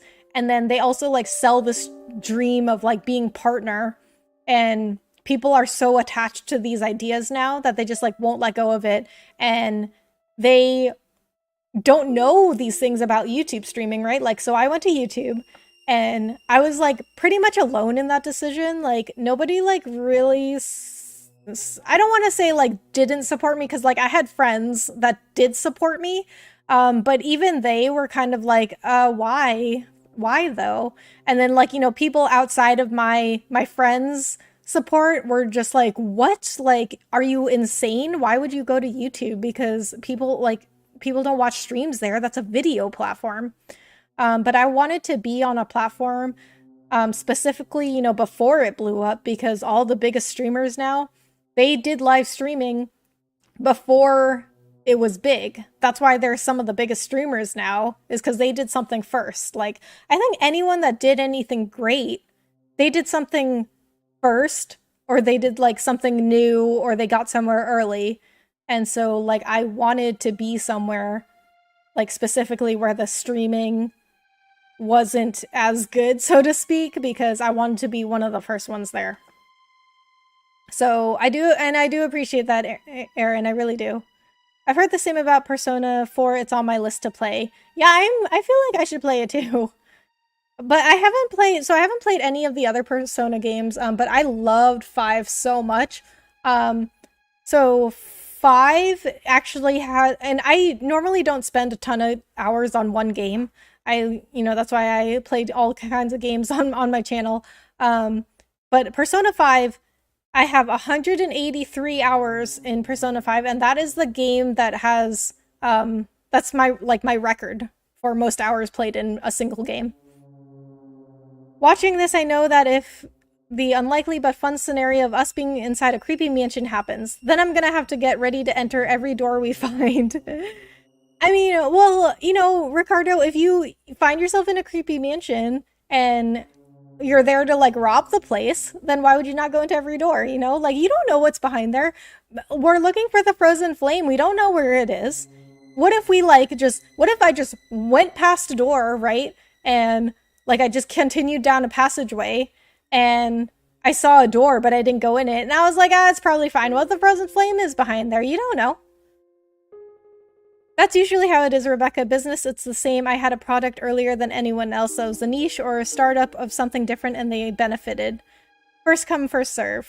If there is a product. Exactly. Like, yeah, it comes down to like a business, right? Like, and I think that a lot of like small streamers, like streamers of like my size, they don't really like do the research on streaming, right? And like content creation, because it doesn't even seem like it's a business. But I think a lot of people they don't treat it as a business when they should be treating it as a business. And they kind of just see it as like, oh, well, these people, they get paid to just go on camera and be themselves and play games, which is sort of true, but at the same time, they also have these like, they have certain skills and qualities that make them successful content creators. And I think that's what a lot of people underestimate. And like they don't really like do the research on this. And like I work for an IT company full time. I don't do streaming full time or content creation full time. And like, my company would never put out a product or a service without like doing research into the market first. They would never just like go release stuff all and spend money on a product all willy-nilly and not even like research the market to see if is this even like something we should put out, is this even something we should develop. Well, fair point. Exactly. I always have fair points, Ricardo. This is something you will learn being in my streams. My points are always fair. The passage outside the room continued to our left and right. The path to the right led deeper into the darkness of the manor. Meanwhile, going left would take us to the atrium and another branch. Okay, so we don't want to go back to the atrium because we almost died in there. So we will go to the right. Okay, so we're back at the bedroom. Wait, no we're not. We're at another door, but it looks the same. We went down the dark passageway, eventually finding ourselves at a sturdy-looking, immaculately polished door. Kid sniffed at the air. Just as I thought, something stinks here. I reckon we've found the beast's lair, lads. In the darkness, Kid's lips twisted into a grin that turned my blood cold. We turned back, we went inside. Well, we have to go inside, right? Okay, wait. Okay, we'll go inside. So I was gonna try and go back to the bedroom and see if I can inspect the bed and the chest of drawers, but I don't know if they're gonna let me because I tried doing that with the study and it wouldn't let me do that. True, you always have to see how the market is before they risk losing money. Exactly. Always have to analyze the market demand before investing in it. Exactly. Yeah, I've heard the same things about Twitch. I'm glad you had your friend's support, and I think you're doing the right thing as far as taking the chance on YouTube. You have more hours than me in Persona. Oh, yeah. Yeah, well, I appreciate that, Aaron. Yeah, I mean, I also, I mean, I had other reasons for going to YouTube too, which was like, you know, on YouTube you're always growing, like even when you're offline, and on Twitch you have to be online if you're gonna do any growth. And I like on YouTube that like I don't always have to be streaming for people to discover my content, because I see a lot of people on Twitch who get like super concerned about their channel if they have to leave for a while and they can't stream, or even if they go on vacation for like a week and they like get so concerned that they can't stream. And but if I can't stream, like I couldn't stream like all of last week. I had, you know, I had some work stuff I had to do. I couldn't stream for like all of last week, and it didn't worry me at all because I have other content on my YouTube channel that people can look at. And then my views on like my Chrono Cross videos, people were still looking at them. I mean, I don't have like a lot of views on there, you know, but like they still were getting a few more views than when I ended the stream, which is, you know, something is more than I had before. And I would never really get that on Twitch. But even if I did get that on Twitch, even if people went and looked at my past streams on Twitch, that doesn't help me get partner. Everything that people do on YouTube will help me to get YouTube partner. So somebody clicks on my video from a past stream and they stay for 5 minutes, like it still contributes to my watch hours. I'm doing fine on Twitch. I got a small following, but my regret was not starting streaming years ago when it was still new. I'm grateful for getting people in my streams. Yeah, me too. I wish I had started before. Just like story of everybody's lives, I guess, right? Like I wish I had started earlier. But I mean, like I personally think that YouTube is better for most small streamers, but and this is something I say in my videos a lot too. Like it's up to the content creator what they want and what their needs are as a content creator. I do believe very strongly, because I will talk about this a lot, Aaron, you will see. I believe extremely strongly that YouTube is better for most small content creators. But, you know, some content creators are going to prefer Twitch, like no matter what. And that's, you know, I can't say that they're wrong for that, because that's a decision they made for themselves based on their schedule and their wants and their needs and what, you know, what they like. So I wouldn't say somebody is wrong for like wanting to stay on Twitch. YouTube partner is better than Twitch partner. I agree with that, Melbester. But like it's a lot harder to get to, and I think that's like a reason people kind of get like so attached to Twitch, is that like affiliate is like very easy to get, and then people are like, well, oh, I worked for affiliate, and so now I'm gonna go for partner. And but realistically, most people will never become partner on Twitch. And even when you become partner, like I've heard, I mean, I'm not a partner on Twitch, obviously, because then I couldn't stream here. But from what I have heard from other partners, like a giant majority of them have said it's really not any different than being an affiliate. Like they have the check mark and it, you know, gives them more clout. But other than that, they get like the same revenue split from subs. So they're not really getting any more money. And there's not like some, you know, big benefit to being a Twitch partner. You don't really get anything more than you got as an affiliate.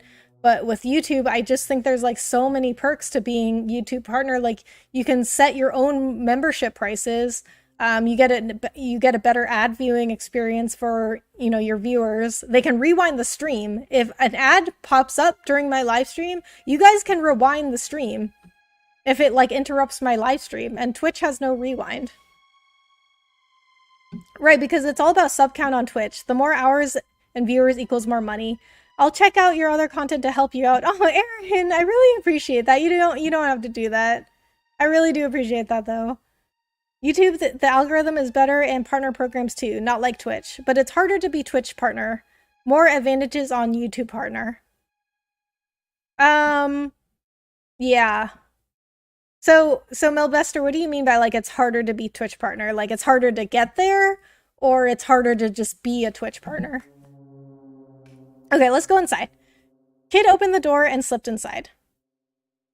Oh, okay. You know what? Okay, I want to say one more thing. So, you know what else I like about YouTube is that there's also more like offline interaction. Like you guys could comment on my videos. Like Ricardo, I don't know if you're still here, but if you're still here, like Ricardo's commented on my videos of Chrono Cross, and was like, "Oh, like Rebecca, I forgot to tell you this while you were live," and then like on Twitch, if he wanted to tell me something and he saw my VOD on Twitch, like somebody would have to seek me out on another platform and then like send me a message and be like, "Oh, I forgot to tell you this on your stream." Like nobody's gonna do that, you know what I mean? And then you've got like shorts. I make a lot of shorts.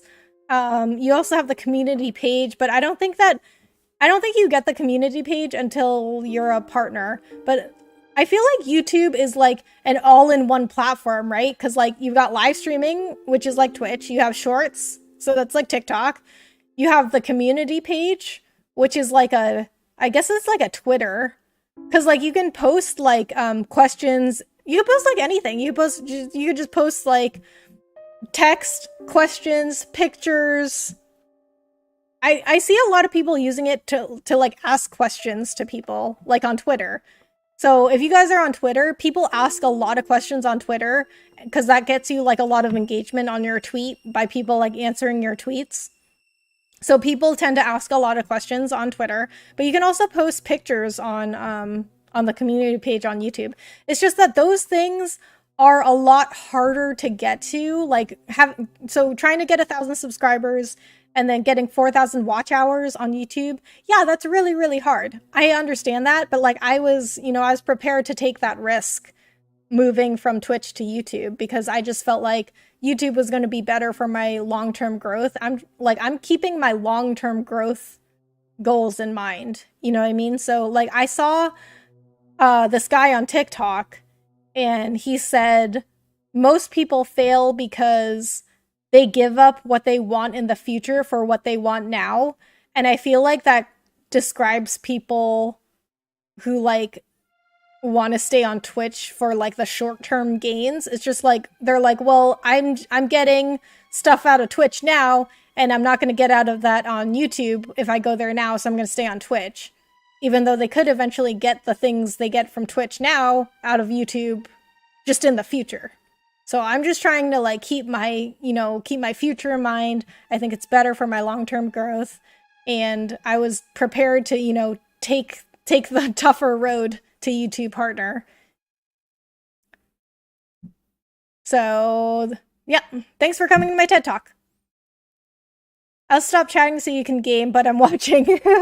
Yeah, Aaron. Okay, Aaron, one thing you will find about me is that I love to talk about this stuff, first of all. So I mean, I love to talk in general, and that's why I started streaming, because I like to talk during games. It's just like nobody wanted to listen to me. So I just was like, okay, I'll just broadcast it to the entire internet and maybe somebody will want to talk to me.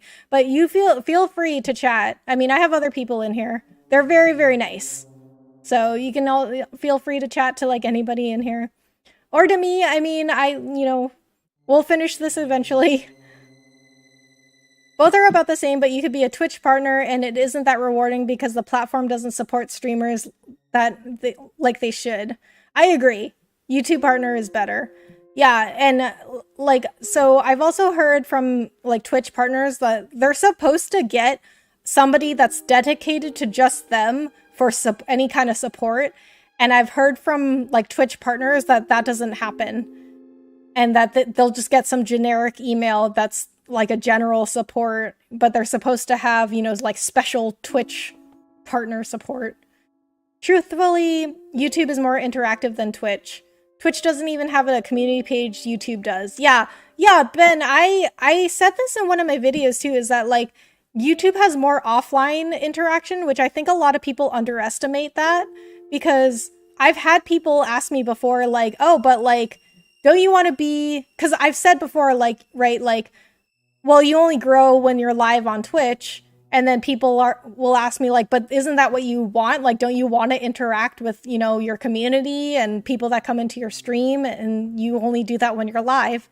And I'm like, but they can still comment, like when I'm on YouTube, they can still comment on my videos and my shorts and like whatever I post on YouTube, they can comment there. So I think people like either they forget about that aspect or they vastly underestimate the power of like offline interaction. Because like even like on Twitter, like that's not live, right? Like I mean, well, I think you can go live on Twitter now. I don't remember. I think like everybody's like merging into the same kind of platform now. But like, you know, on Twitter, I've had some really good conversations with people without interacting them with them live. We just like tweet at each other back and forth, and we have a really good conversation. So I'm like, you don't have to be live to have a good conversation with each other. It's just another form to do it, sure. And it's nice. It's nice, you know, to see you guys live, and I really appreciate you guys coming in here and chatting with me and watching me play this game or whatever game I'm playing, you know, but like this is just one form of interaction. You guys could interact with me on like any other platform, and it's still a form of interaction. Like I don't think it's worth any less just because it's like it's not live. I think for community you have to have 1,000 subscribers. Oh, okay. So you don't have to be a partner to have the community page? And I'll add this to the conversation. Twitch does not care. Take, for instance, they banned Destiny and Dr. Disrespect, so therefore I stand in solidarity with them and I no longer have a Twitch account. Yeah, and the whole Dr. Disrespect thing was, like, yeah, that was crazy.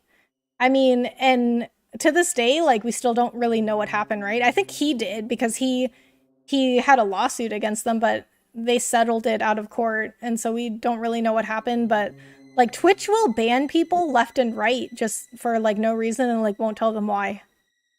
Or they'll ban people, like smaller streamers, for doing something, and then like the bigger streamers will do exactly the same thing and they won't get banned. Or they do get banned for like 6 times, even though they're only supposed to be banned 3 times, and then that's supposed to be it. Like you're supposed to be banned on Twitch forever. But these big streamers will get banned like 6, 7 times and they're still on Twitch. Like, it's not fair. Like, now I want TED Talks that are done while the expositors are playing games. You know what, Ricardo? I feel like I always have TED Talks in my streams. Valkyrie was shadow banned on Twitch after she left Twitch in 2020. Really? I didn't know that. I would stream on Facebook Gaming before I would stream on Twitch any day. You know, honestly, Ben, like, I've heard Facebook Gaming is very underrated. Twitch likes to play favorites. Not only they like to play favorites, they are also sexist. Yeah, and, like, remember when Ludwig left Twitch, and then they removed him completely from those like, end-of-year emails that they sent out and showing you like, oh, this is the streamer you watched the most or whatever. It was like a summary of what you did over the year on Twitch. And Ludwig just wasn't there.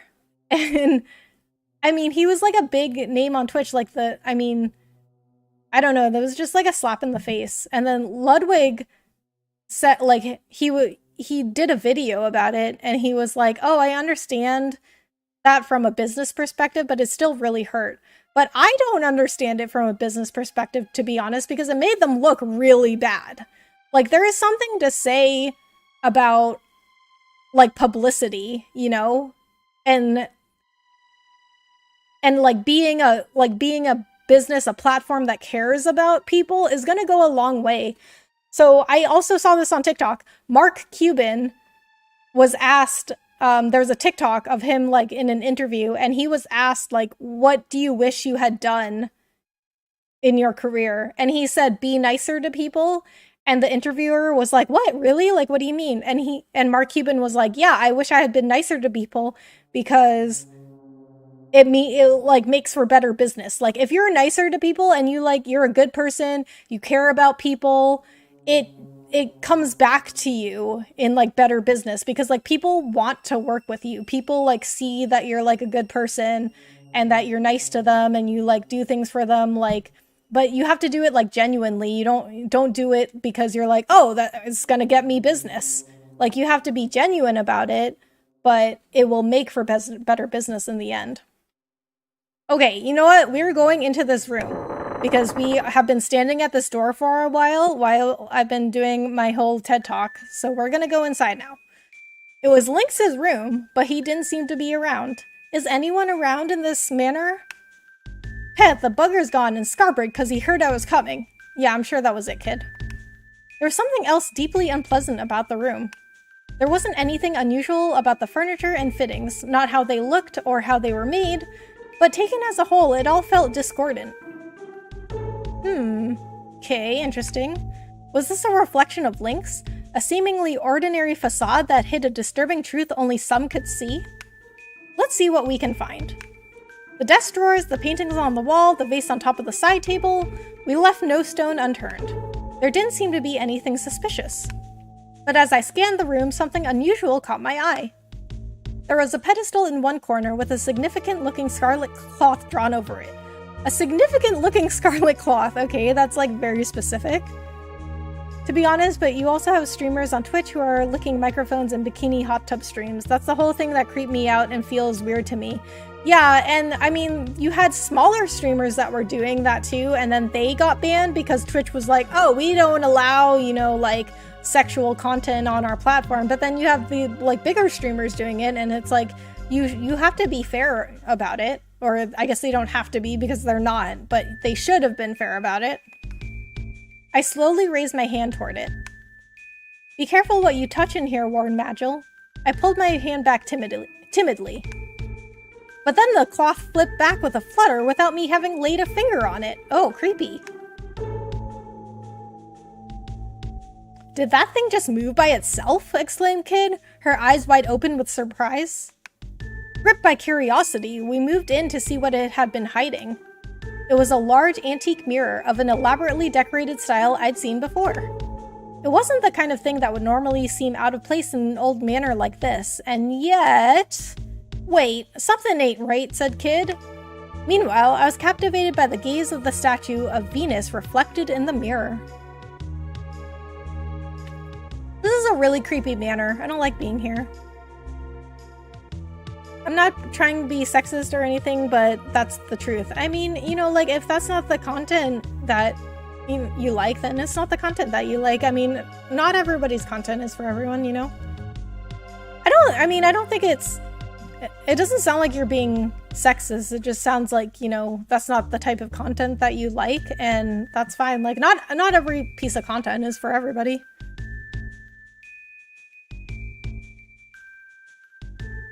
Suddenly, the eyes of the statue shone with light. Oh, creepy.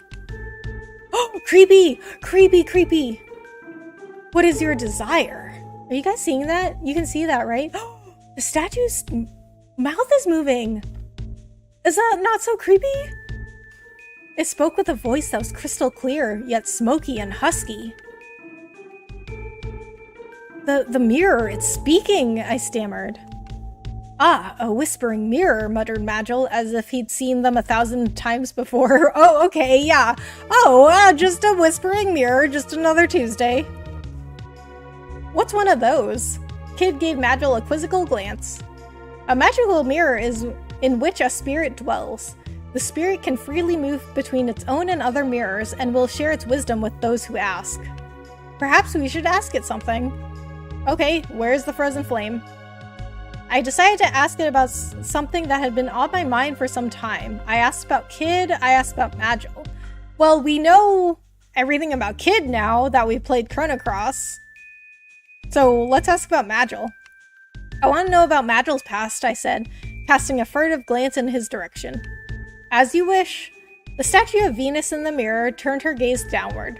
Okay, wait, so why were those our only two choices? Like, why couldn't I say, like, oh, where's the frozen flame? As she did so, darkness spread across the mirror's surface. But nothing else took its place. There was only unending black. What did it mean? Leave the stupid mirror alone and get back to work, snapped Kid. That's it? That's all I'm getting? So I asked about Madgel's past, and, like, the room turned black, and then she was like, okay, there you go, that Madgel's past is explained. She was already poking and prodding at other things in the room. I stepped away from the mirror and started searching the room again. I took another look around the room. I didn't rate our chances of finding much of interest, no matter how hard we looked. What was I going to do? I decided to trust in Kid's instinct. I decided to trust in Madgel's experience. I tried seeing what I could do myself, if anything. I decided to trust in Madgel's experience. I mean, Madgel is the mage here, so I feel like this is his realm. Alright, Madge, where would you start the search? He gave a brief grunt and immediately melted into the darkness. The shadows of the desk, the bookshelf, and everything else in the room all began flickering as if suddenly alive. After a short while, he emerged from the darkness by the bookshelf. I found this. In his hand were some scraps of paper and 3 copper coins. The scraps consisted of a torn-up map of I still have not been able to pronounce this. Regiora, right? And an unused sheet of notepaper. We're not here to bloody tidy up for him, sighed Kid. Looks like we're done here then. Come on, let's go. Madgel and I followed Kid's lead and left the room. The corridor stretched out beyond the door. We retraced our steps. Eventually, we came across an ornate door on the left-hand side. It was Riddle's room, Lynx's daughter. What? Riddle is Lynx's daughter? I'm so confused. We continued on our way, we went inside, we turned back. We are obviously going inside. Wait, was this the bedroom we were in before? Oh yeah, it was. Okay, I wanted to come back here so I could inspect the bed and the drawers.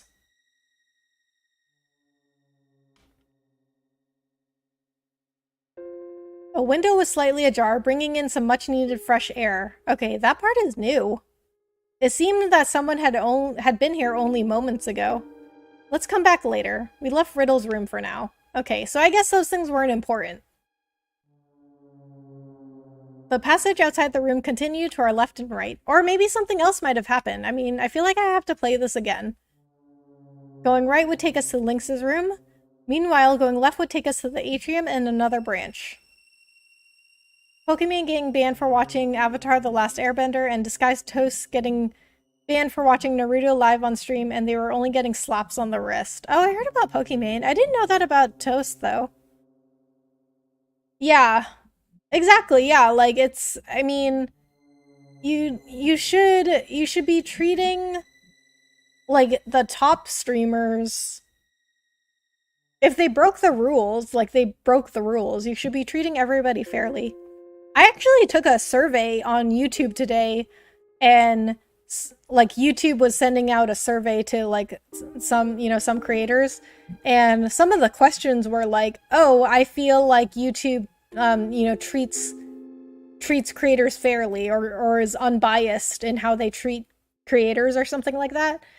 And then it asks you to, rate like if you like agreed with it. Like, if you agreed strongly with it, if you just slightly agreed with it, stuff like that. And then it also asked about Twitch, because it asked me, like, what platforms are you also on? And I selected Twitch. And so it asked me the same question, like, oh, like, I think that Twitch is unbiased in how it treats its creators. And I was like, strongly disagree.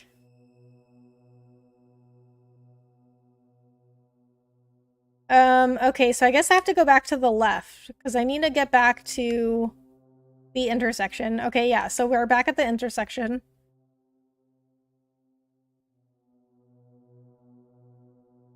So we don't want to go back to the atrium. I guess we have to go up the stairs. The passage to the stairway was short. With Kid leading the way, we started to climb the narrow staircase. At the top, we found another intersection. Taking the corridor to the right would lead us to a dead end with a large door, while the way to the left led to the terrace. The narrow side passage in front of us was open. Okay, so these were the stairs that just came down. Okay, so I think I've explored all I can on like this side, because I took, like, from the terrace, I took one passage. I think it was to the left. And then I just kept exploring that side. And so I think I have to go back to the terrace and take the other passage. Kid stopped in her tracks, signaling to us with a hand behind her back. She drew her knife and stared into the darkness. Okay, something new is happening now. They will ban smaller streamers but give slaps on the wrist for bigger streamers. I think the same rules and policies should apply across the board on Twitch. I totally agree. I mean, it's like, why even have rules then, if you're just going to pick and choose who follows them? And also believe that Twitch needs to introduce a 3 strikes rule. They actually already have that. It's just that they don't apply it to everybody. So if you get banned 3 times, you're supposed to be off the platform for, like, you're supposed to be banned from the platform forever. They just don't do it with the bigger streamers, because the bigger streamers make them a lot of money. We heard the clinking of metal from just up ahead. Goblin guards. It wasn't likely there'd be anyone else going for a nighttime stroll around the manor wearing armor. I suggested a tactical retreat. I drew my knife and readied myself. I mean, I feel like we could just hide from them. I don't think we should be drawing attention here. So I will suggest a tactical retreat. A tactical retreat? How about a tactical boot up the arse instead? Of course, Kid is going to disagree with me. Look, you're never going to get good at thieving if you keep acting like such a bloody chicken. What? Wait, wouldn't a good thief, like, be sneaking around and, like, avoiding people? She doesn't seem like a very good thief, to be honest. Having rejected my suggestion, Kid seemed to take great pleasure in putting the boot in for good measure. Why did you even ask me then, if you already decided what to do? They won't know what hit him, she shouted, leaping into battle. Caught on the back foot, I fumbled with my knife. There were 5 of them in total. They weren't any ordinary goblins, though. Having been well looked after in this palatial manor. Palatial, wow, that is a big word. Are we sure that's a word? I'm gonna look that up. And no longer profit from your channel. Really? I didn't know that. 3rd time you're permanently banned on Twitch. Yeah, I mean, you're supposed to be anyway, but obviously Twitch just does whatever they want, and they keep some people on there.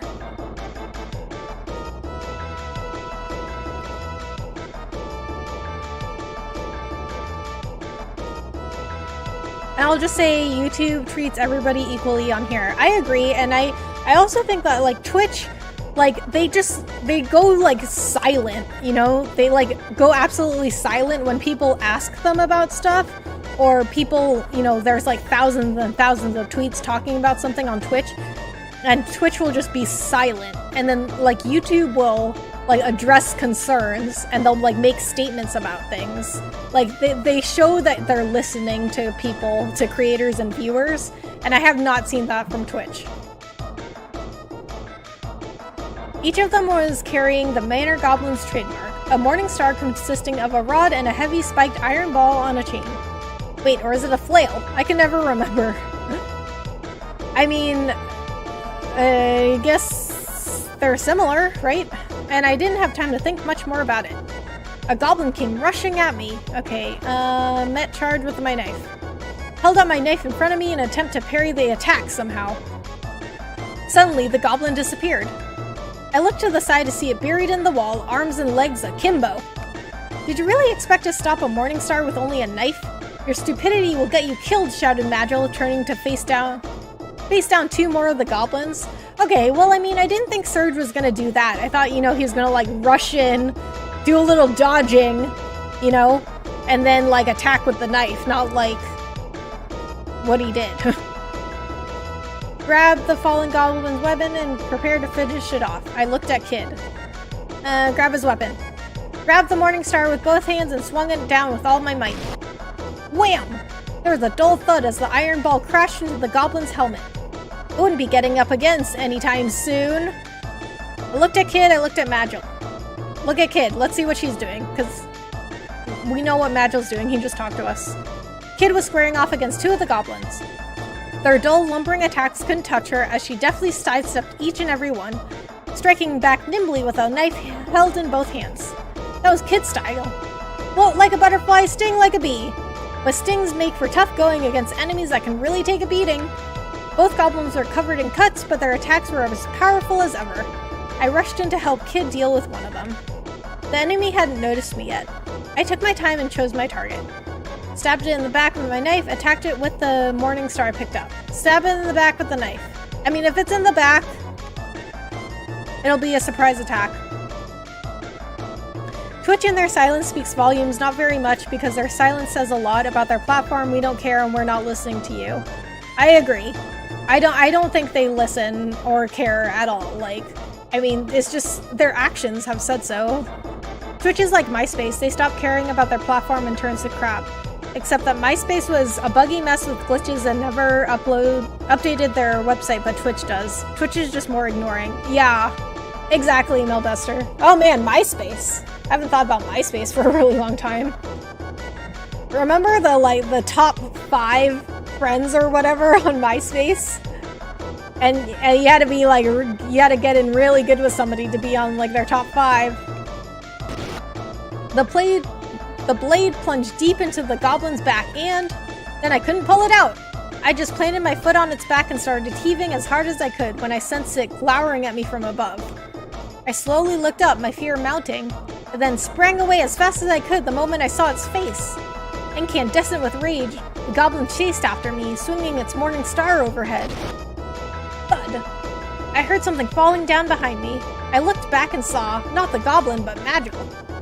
The goblin was now firmly implanted in the wall next to the other one from before. I breathed a sigh of relief. You're a lifesaver, Matt, but there wasn't time to finish thanking him. A swift kick from Kid saw to that. Be more bloody careful, will ya?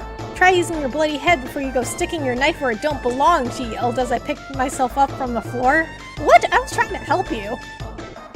Come now, Kid, he was only trying to save you. Why not give your knight in shining armor a kiss? That's what I said. Well, not that last part, but I was trying to help her.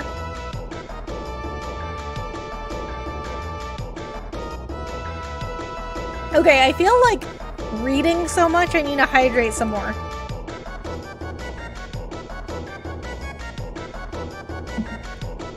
Tom was friends with everyone. First friend on your new created MySpace account before your family and friends. Yes! Yes, I remember that. As if. I was starting to feel a little worse for wear. I was going to have to be more careful from now on, or this was going to end badly. I kind of miss MySpace, you know, because, like, I don't know, I just kind of, it's very nostalgic. I like all the, like, crazy colors and fonts and stuff, and then, like, oh, did you guys ever have LiveJournal? My friends used to have LiveJournal. Maybe you ain't such a drongo after all. Just goes to show, any old weirdo can make something of themselves if they put their minds to it. Oh, okay, thanks, Kid, I guess. Kid's eyes glinted with mischief. After a short walk down the corridor, the terrace came into view. We kept following the corridor, we went out on the terrace, we turned back. What was down this corridor? I don't remember. Oh, have I not been down here? A short way along the corridor, running from the right-hand side of the terrace, we found an ancient-looking door, again on our right.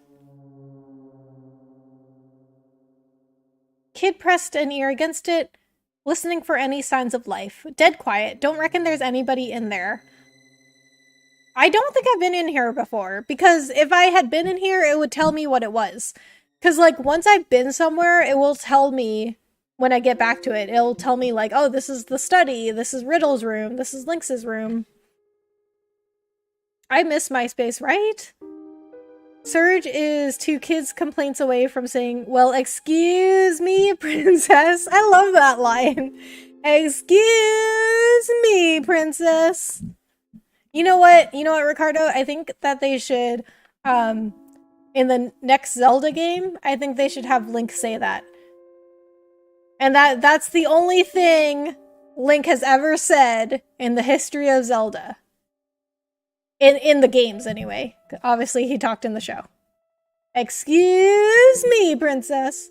MySpace would crush Facebook now if they bring it back and make it better, right? I think they should. Okay, let's open the door. In we go.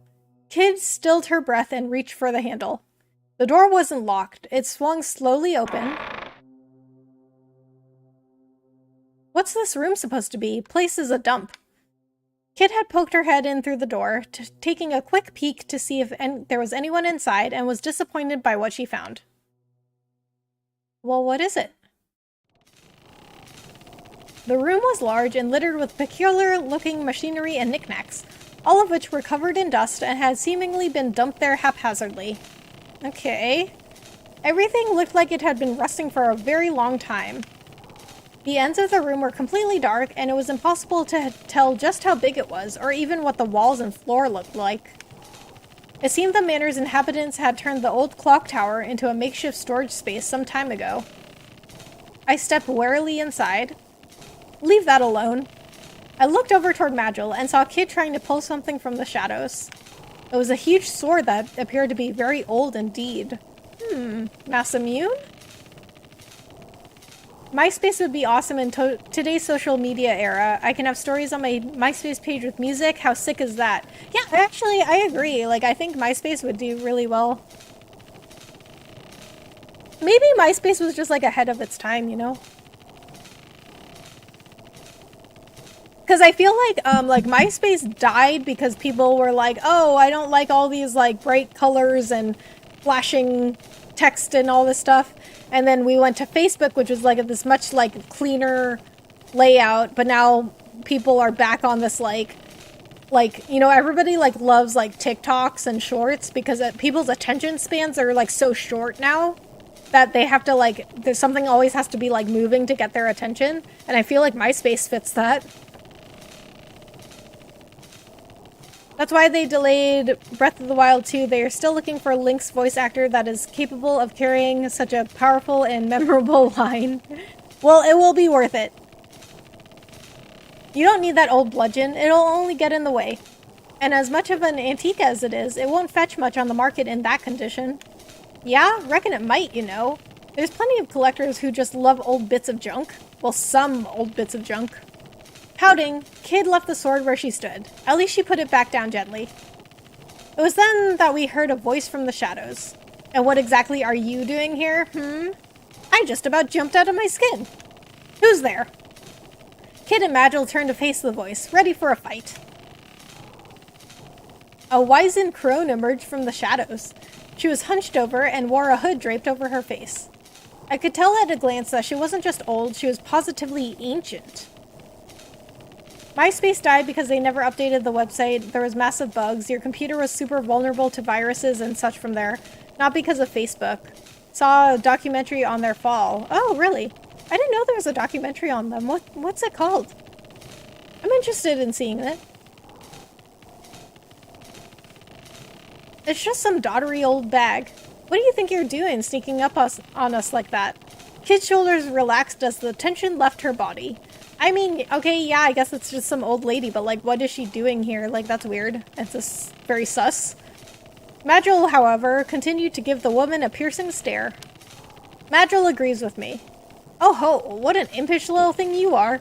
Here to visit a friend, perhaps? Not in the dead of night, I suspect.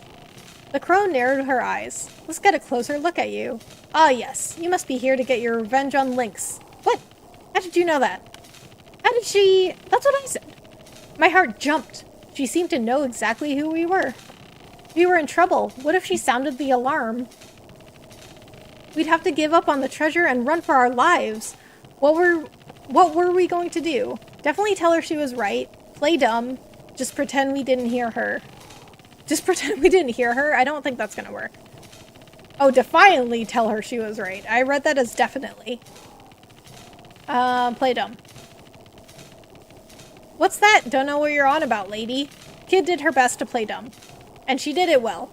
Mind you, she never felt much shame about lying or deceit.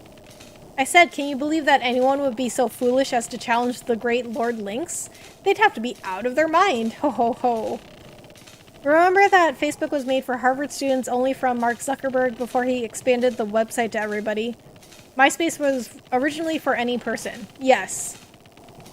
I do remember that. And then oh my god, I almost dropped my mic. And then Facebook went to only college student. Ugh. Okay, I almost dropped my mic and then a fly just flew in my face. And then Facebook only went to college students, so you had to have a college email to sign up for it. Oh ho ho, but seriously girl, you can't fool me, so don't try. I sensed a sudden steeliness in her voice. At least I was pretty sure I did. We decided to come clean. We continued to play dumb.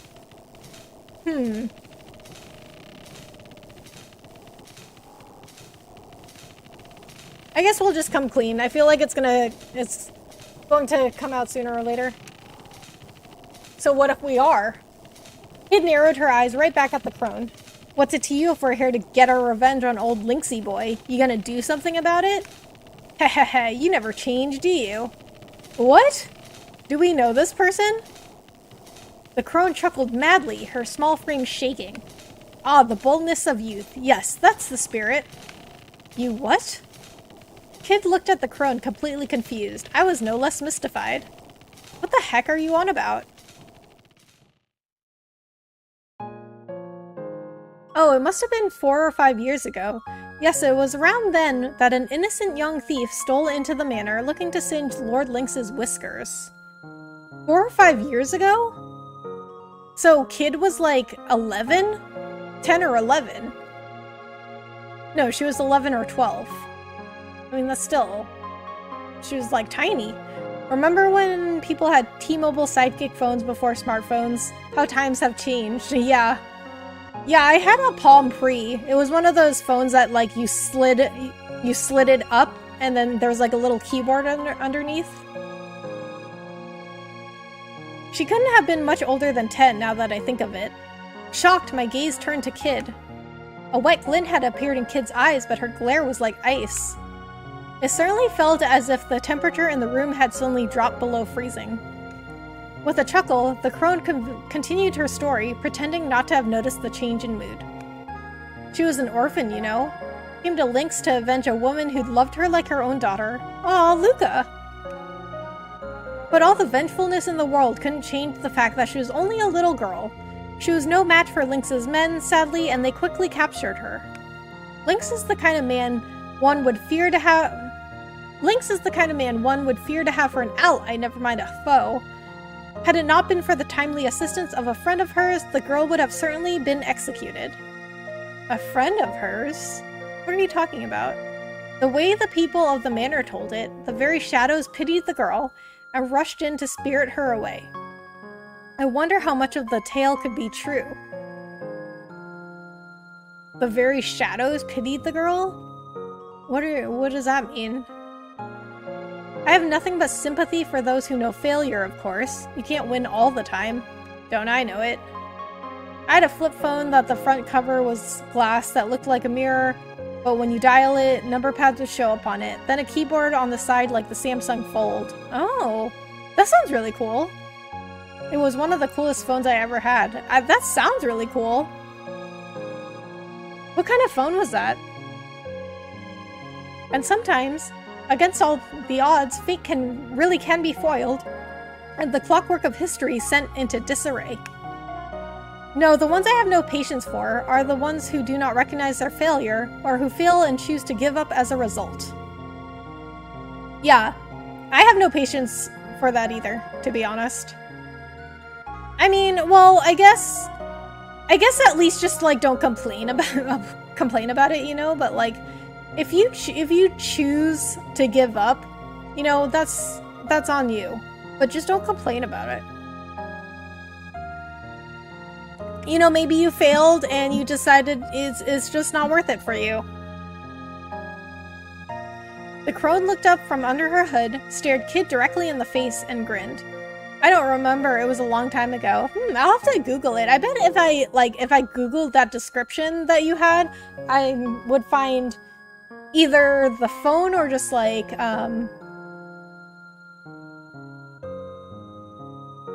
why does my... Wait, did my Streamlabs restart? Okay, anyway,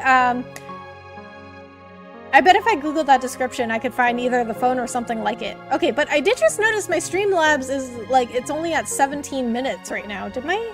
Hold on. Did my, Streamlabs restart or something?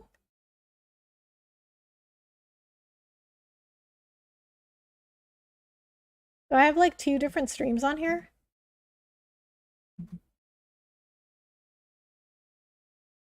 Okay, no, I think because I did see my Streamlabs refresh.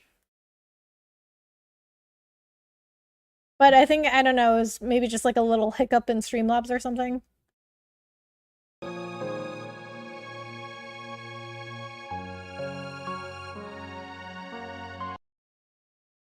Okay. Remember the Twitch Security Council? I remember there was a woman who dressed up like a deer on her live streams. No. I don't remember either of those. Kid's anger faded, giving way to a dumbfounded expression. If you wish to steal the jewel from Lynx, if you truly wish to triumph, you will have to let go of a treasure of your own, Kid. For as long as you cling onto it, the hands of your clock will never move. They'll stay exactly where they came to rest all those years ago. Who are you? Yeah, same question. Oh, me? Well, I'm just an old bag, like you said. I do apologize, I must have taken up a lot of your time with all my babbling. I'll leave you in peace. Oh, but before I go, the crone turned to face me. You seem to be injured, young man. If you wish, I can take a look at your wounds. With all the attention suddenly turned toward me, I panicked a little. Alright then, please do. I'll manage. Kid? Yeah. Okay. I mean, if she's offering. I'll have to send you the tweet of what I'm talking about. Yeah, I don't remember that at all. When did that happen? What? Alright then, please do. The crone muttered a few words as her bony fingers drew sigils in the air. A pale, gentle light began to surround my body, filling me with a strange warmth. Strike a light. That's no ordinary spell. Kid was impressed. I felt my wounds healing, and heard a nostalgic melody that soothed the wounds in my heart. Before I realized it, the crone was gone. Hey, lady! Kid strained her eyes, scanning the darkness. But there was no one to be seen, and her calls went unanswered. Creepy. What the bloody heck was that? Kid looked like she'd just woken up on the floor of the Laughing Pig after a few too many. And what does she mean about you having to let go of a treasure? Well, we won't find any answers here. Time to move on. Matto brought us back down to earth, emotionless as always. It almost seemed as if he thought nothing had happened at all. Yeah, I guess you're right. Kid walked quickly to the door, keen to move on. Hold it, you. Just as I was about to follow Kid out of the room, she jabbed me in the side with her elbow. You stingy little bugger, Surge. Why didn't you tell her to share some of that healing magic with the rest of us? Well, she didn't offer to heal the rest of you. She only offered to heal me. Classic Kid. The door led back into the corridor, which stretched off to the left and right. Rightward lay the depths of the manor, while the way to our left led back to the terrace. We went right or we went left? I guess go right? Continuing down the corridor, we came across a rather sturdy-looking door on our left. A little further on stood a stairway leading upward. Well, this door is clearly meant to keep something safe. If there ain't some kind of treasure behind it, me name ain't Kid. Okay, so we haven't been here before. Sniff, sniff. Yep. Oh my god. There is a fly Just like flying around my face. Okay, I swear, I live in Texas, so there's always a ton of bugs around, and they are gigantic. Like, I'm from Boston, and the bugs back home are, like, half the size they are here. So I know, like, I'm gonna have a lot of bugs around, but I swear it's been even worse lately than it usually is at this time of year. I just found a wasp today, like, right before I was streaming. There was a wasp in my house. And then it flew outside, luckily. But it had built a nest, like, on one of the windows. That's the smell of cold hard cash, all right. That's the smell of cold hard cash, all right, she muttered to herself as she began to inspect the door more closely. We continued on, we went inside, we turned back. Go inside. Bah, what am I, stupid? Of course it's bloody locked. Kid had tried the door handle a few times before giving it a grumpy kick. A grumpy kick. What is a grumpy kick? Bloody door's got a magic barrier on it, and the bloody barrier's got a barrier of its own to boot. What? How do you know? How do you know that the barrier has a barrier? It'll take more than me putting the boot in it to get through all that. I see. Then unless we find the key, we don't have a hope of getting inside. Reckon I can handle a key hunt, especially if it's that idiot Lynx who's hidden it. If we can find his room, I'll sniff it out in 2 seconds flat. You just watch. There was little more we could do here, so we decided to look elsewhere. We continued on, we went back towards the terrace. Well, let's continue on. NY is going crazy for Rangers. We beat the Hurricanes on the road in Carolina, and the Canes fan were stunned. Now Rangers got home field advantage in Eastern Conference Finals. Nice! Lightning trying to three-peat, and Rangers have to beat them in 7 games. Rangers won all 3 regular season games against Lightning this season. Plus, Lightning had 10 days off. Oh, nice! So my family right now is, most of my family is really into basketball. I don't really watch any sport except for baseball, but most of my family really likes basketball, and the Celtics are in the finals now, so they're like freaking out. The corridor ended at the foot of some stairs. With Kid in the lead, we headed upwards. It was dark and the stairwell was narrow. We watched our footing carefully as we climbed. The stone of the steps was worn smooth with age, and I lost count of how many there were as we spiraled onward and upward. An awful sense of foreboding haunted me. I had no idea why, but it felt as though we were marching to the gallows. When we arrived at the top of the stairs, we were greeted by an old heavy door looming in the silence. All was deathly silent, and the still, clammy air added to the sense of ominous apprehension. Something's very wrong here, I muttered without thinking. I hear cursed whispers from beyond the door, Magil added, doing nothing to lift the mood. Oh, grow up, will ya? Kid shot back at us derisively. She was already examining the door. Well, it ain't locked and I don't hear anyone inside. We turned and went back down the stairs. We went inside. I mean, why would we not go inside?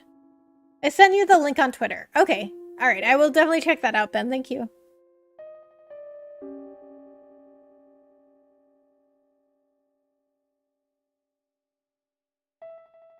Okay. I need to make sure I'm hydrating more often with all the reading that I'm doing. Alright, here goes. Kid tried the handle. The door opened, and with a slow, heavy swing, revealed what lay beyond.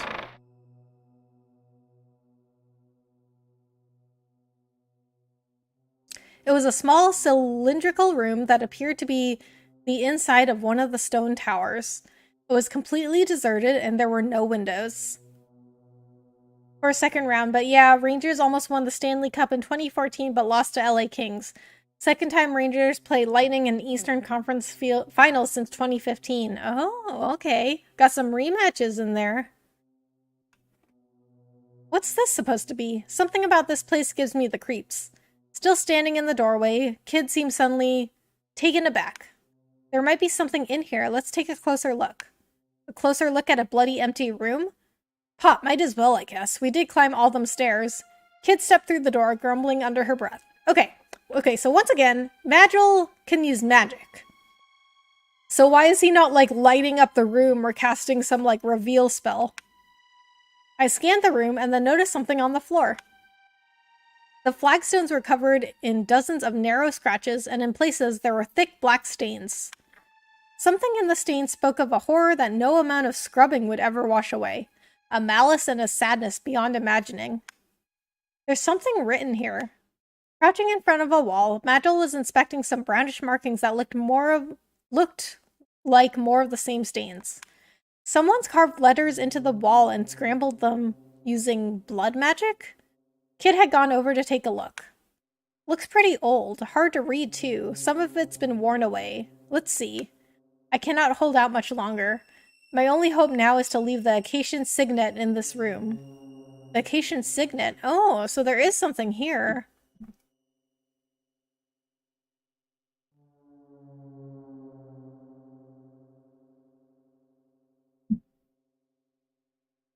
Rangers last won the Stanley Cup in 1994, the same year I was born. They won the championship when I was like a few days old.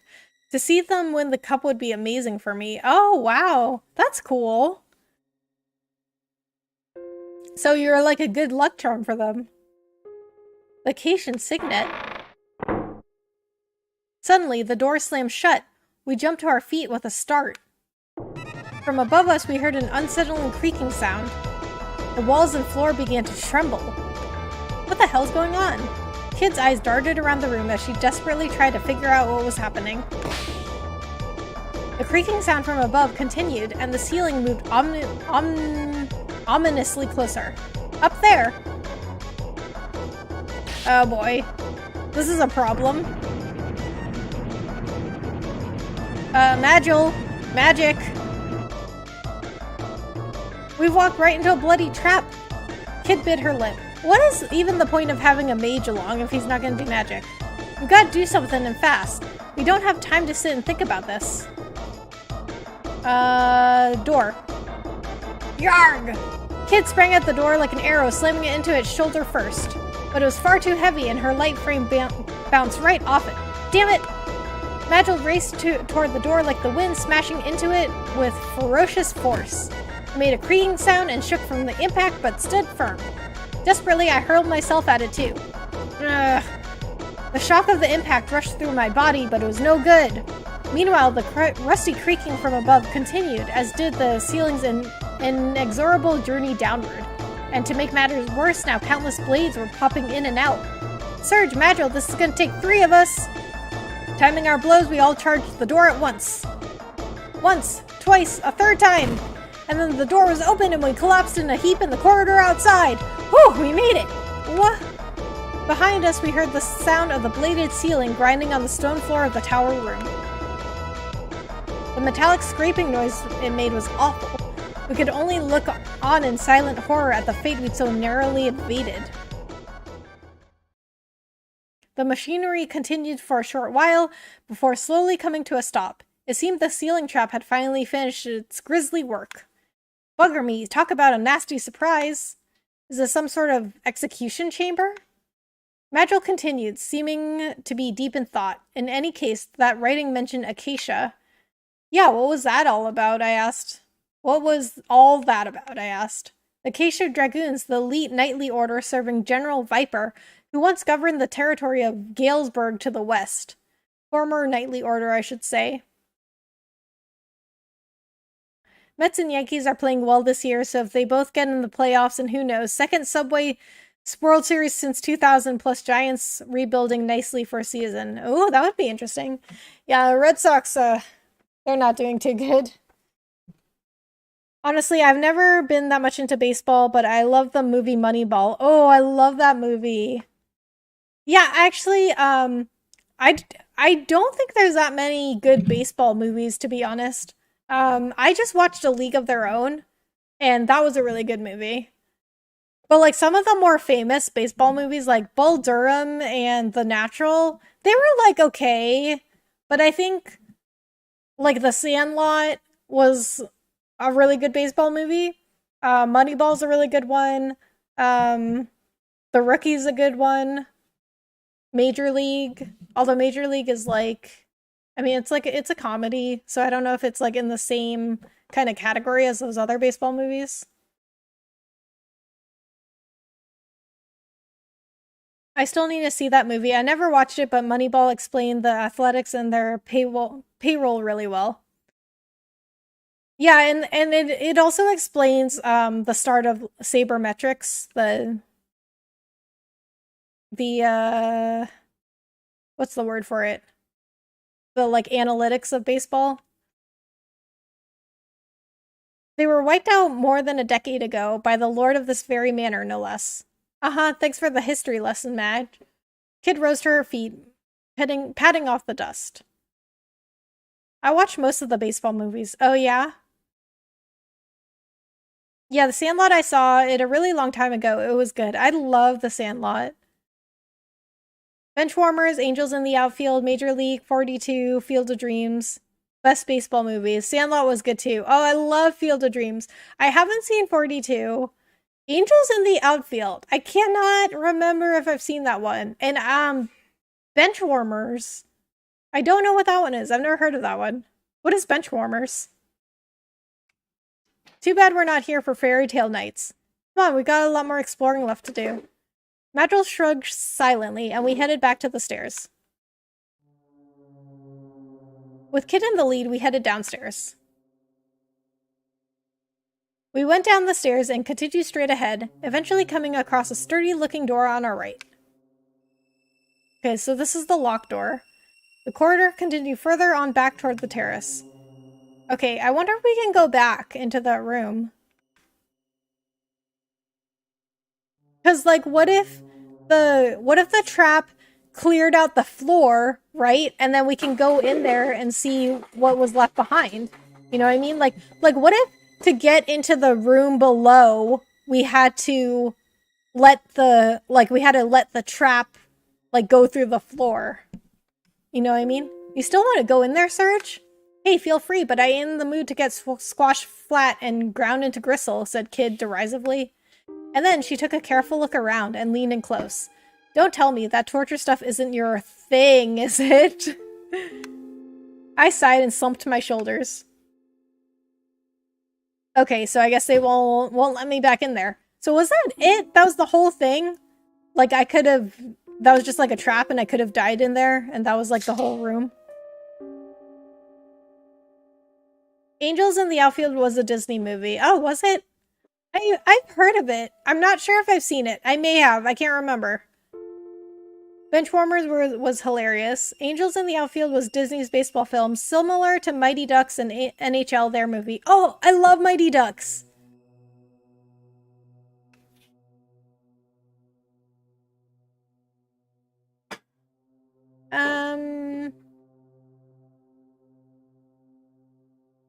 Okay, well, we're gonna have to continue on towards the terrace. Kid stopped in her tracks, signaling to us with a hand behind her back. She drew her knife and stared into the darkness. Didn't we already do this with the Goblin Knights? Yeah. Well, what? We have to fight them again? Okay. I picked up on the situation pretty quickly and drew my knife, preparing for a fight. Kid gave me a sideways glance. You know something? You're starting to look like a real thief. Now you just need to walk the walk, she grinned. Okay, so we're going through the exact same fight, but I'm just gonna do different choices now. Alright, Serge, Madrill, let's get him. Kid leapt forward, confident as ever. It was like she thought nothing could go wrong. I mean, she usually doesn't. Angels in the Outfield came out in 1994, same year I was born too. Oh, that's cool. I'm more into soccer, even though we call it football here. And after Moneyball, lots of teams tried to replicate the formula and adapting it into the sport. Especially a book called Soccernomics. Oh, interesting. Yeah, that's very interesting, Ricardo. Because, like, yeah, like, because in Moneyball, you know, they talk about how Billy Bean was the first person to incorporate that kind of, like, statistics. Like, okay, like, does this player get on base?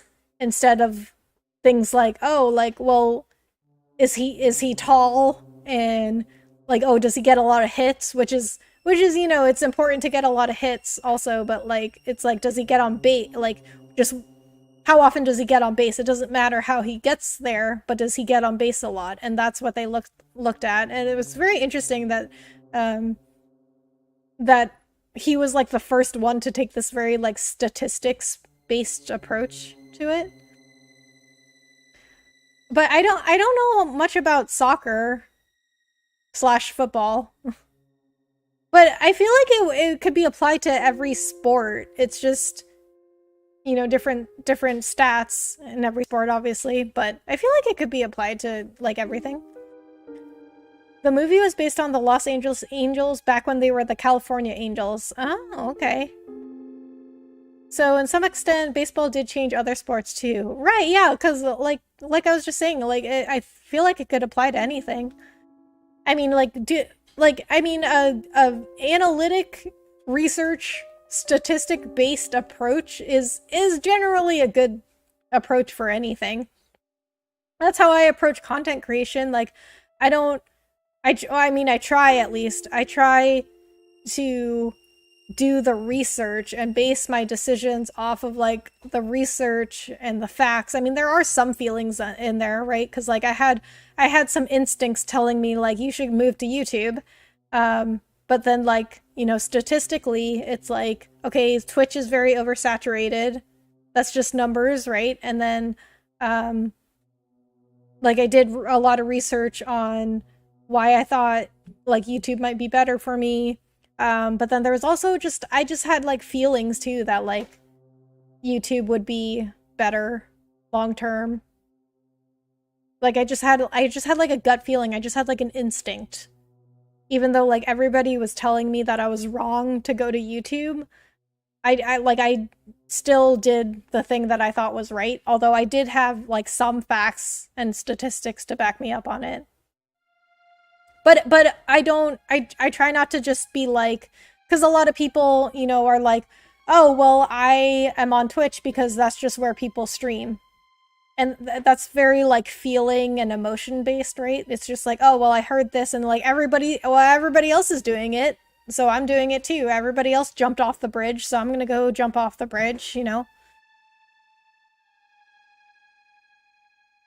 Well, baseball has sabermetrics and analytics these days. Yeah. A team I support in my country, Emelec, had a manager that used those tactics. He signed a slender, unknown player who at first people resisted, but now he is one of the best midfielders of my country. Oh, that's cool. That's like a movie happening in real life there. The issue with baseball now is that it's so analytical and sabermetric, stat-driven, that teams and managers use stats to affect the outcome of a game rather than just on skill of a player. And when he signed him, he said time and time again, his numbers are crazy good and we will make him even better. And yeah, he was a super good bet. Oh, that's really cool. They should make a movie about him, if they haven't already.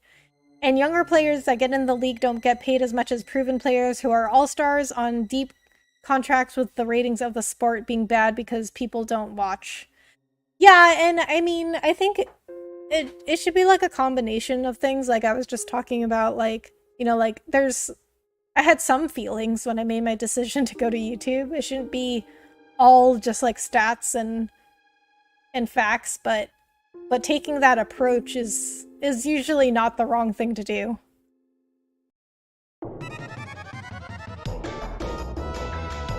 There were 5 of them in total. There weren't any ordinary goblins, though. Oh, I already read this part when we did this before, so I'm just gonna save my voice and not read this again.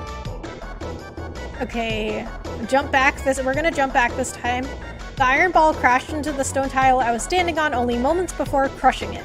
Had I tried to stop it with my knife, I would have been lucky to escape with a fractured skull.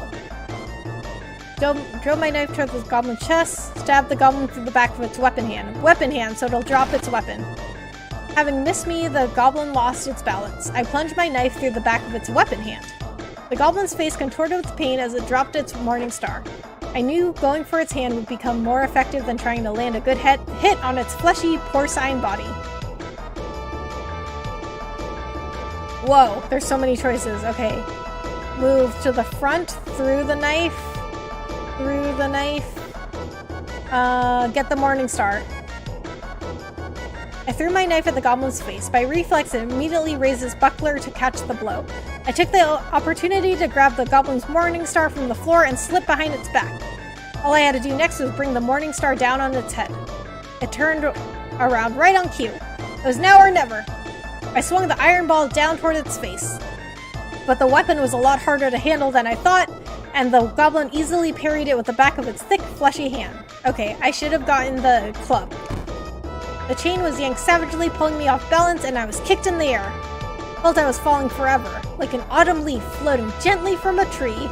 I love that they put that description in there in like a battle. Like an autumn leaf floating gently from the tree. It wasn't the stone floor that broke my fall, but the embrace of a pair of muscular arms. Get back. Magil dropped me on the floor like a sack of potatoes and advanced on the goblin. Ah, Magil saves me once again. It took the mace from its belt and charged toward him. And he lashed out with a kick, sending the mace flying. His foot came down again, this time on the goblin's hideous face. The creature's features crumpled inward and its body fell to the floor with a heavy thud. It was all over in a second. You're bloody pathetic. That was Kid. It's no good nabbing a weapon you don't know how to handle, is it? Try using your head for once, will ya? Wow, that's really rude. I mean, I was in battle, like I was under a lot of pressure.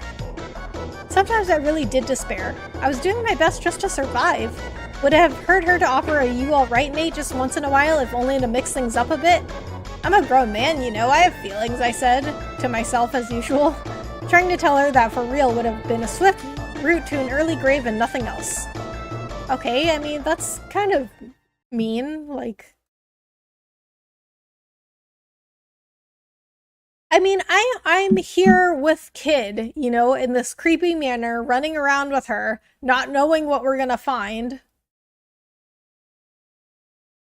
She could be nicer. I'd taken a few knocks, but I was alright. A scrape or two wouldn't stop me. Maybe he ain't such a drongo after all. Just go to show any old weirdo can make something of themselves if they put their mind to it. Kid's eyes glinted with mischief. Okay, we continue down the corridor, eventually coming across a door on our left. The corridor continued on back toward the terrace. What was this room? In we go. Kid stilled her breath and reached for the handle. The door wasn't locked. It swung slowly open. Oh, right. Okay, this was the room we met that old lady in. The room was completely silent and there was no sign of life. Hello? Any little old ladies in here? No kindly old dears who know more than they're letting on, lurking in the shadows? Come out wherever you are. Oi, lady, show yourself! The silence spoke volumes. This is a waste of time, pronounced Magil flatly, turning on his heel. We left the dusty old storage room. Okay, so why does it not tell me then that's like the storage room?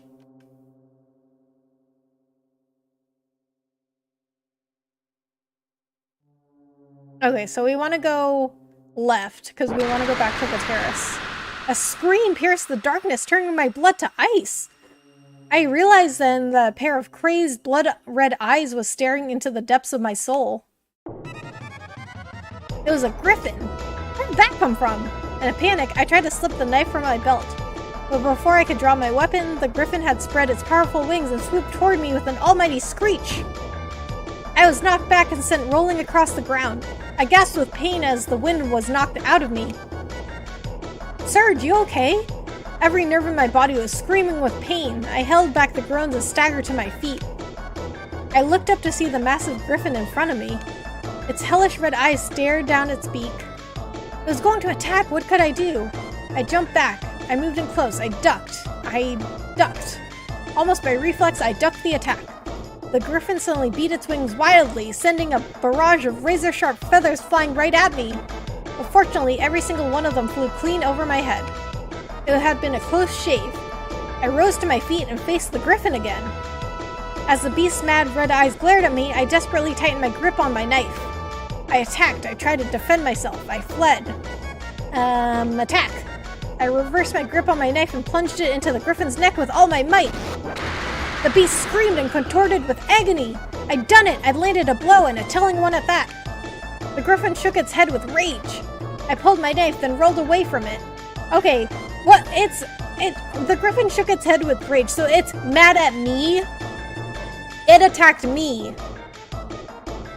And then it was like, how dare you defend yourself?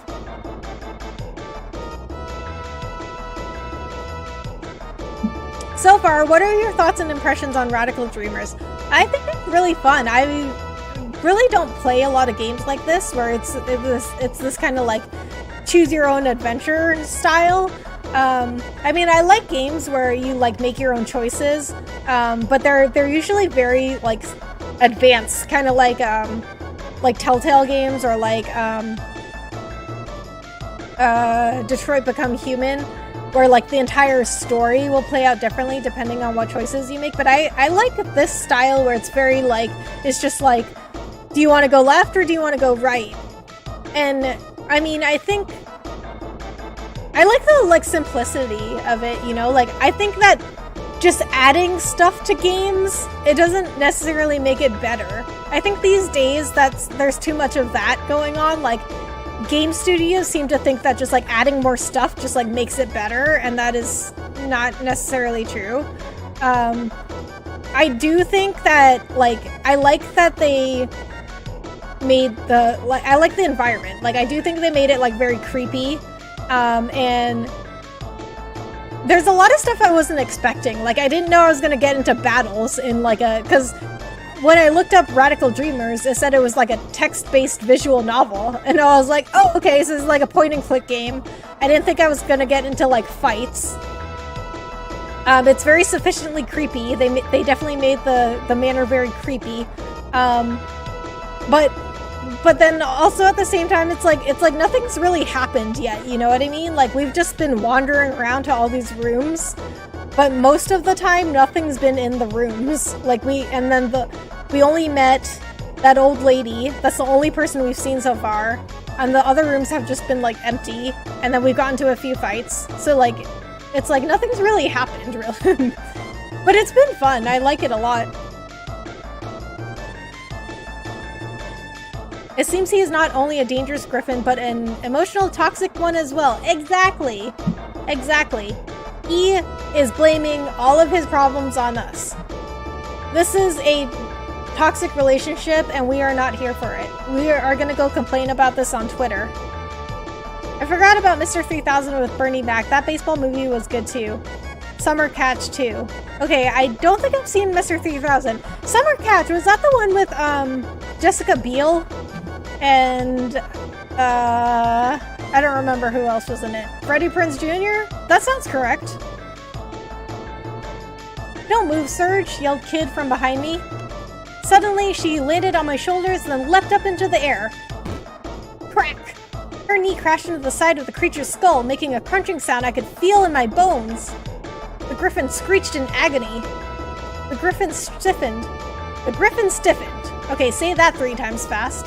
The griffin stiffened. The griffin stiffened. The griffin stiffened, suddenly becoming completely rigid. Its eyes rolled into the back of its head, and it fell to the ground with an almighty crash. We'd done it! We'd actually managed to defeat a griffin. More like Kid had managed to defeat a griffin. Whoa, whoa, whoa, Surge! Surge, listen! I had you jump, or no, I had you duck, so you avoided the griffin's first attack, right? And then I had you attack, and you landed the attack, so that weakened him. Let's not give Kid all the credit. Like, we did some stuff, okay? I'm gonna go complain about this on Twitter too. Phew! I fell to my knees, overwhelmed by what I'd just been through, but glad it was all over. Yep, Jessica Biel, it was the romantic comedy. Okay, I'll have to look that up. I wonder if it's streaming anywhere, because, I mean, it sounds like a movie I would like. I like romantic comedies. Wait a second, what's that? There was a leather bag on the ground, containing some recently cooked meat. Okay, that's weird. Lucky me, I bit into the meat without a moment's hesitation. What? Surge, you don't know where that came from. After devouring the unexpected windfall, I felt a little better. Okay, I guess that healed me. But, I mean, like, don't do that. Like, life pro tip, don't just eat random meat you find on the ground. Oi, where's my share? Busted. I pretended not to hear. I was doing great. I felt like nothing could stop me. Maybe you ain't such a drongo after all. Just goes to show any old weirdo can make something of themselves if they put their mind to it. Okay, is she gonna say that every time I, like, survive a fight? Kid's eyes glinted with mischief. After a short walk down the corridor, the terrace came into view. Okay, we are finally back at the terrace.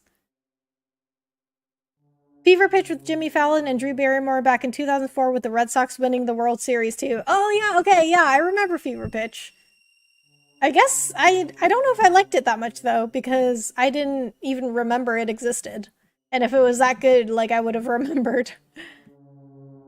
I have the DVD too, watched it many times. I'll have to look that one up too. I think that I enjoyed it.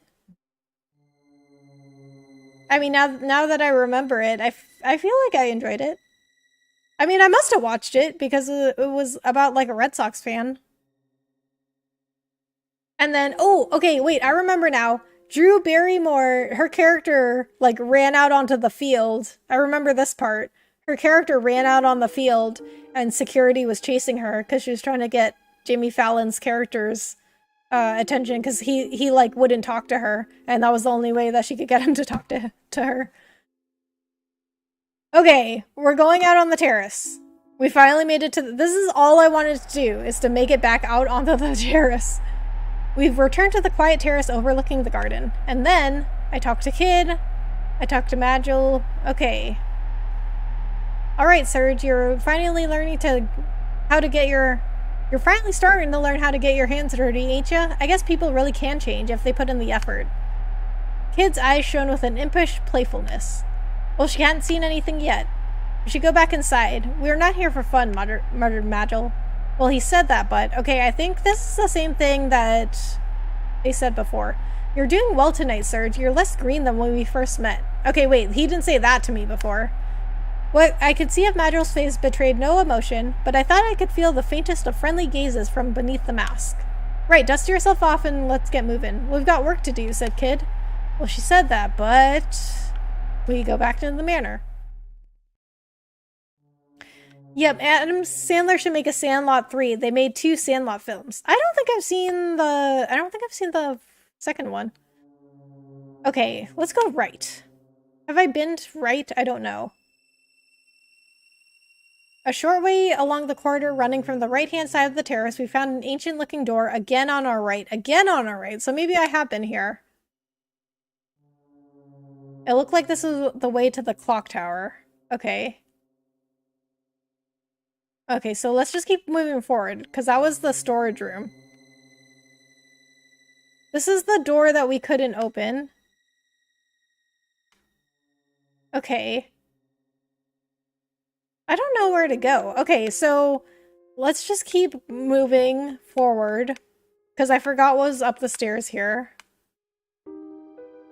I think this was the place with the ceiling coming down on us. Yeah, okay, so there's nothing here for us anymore. So we have to find the key to that door.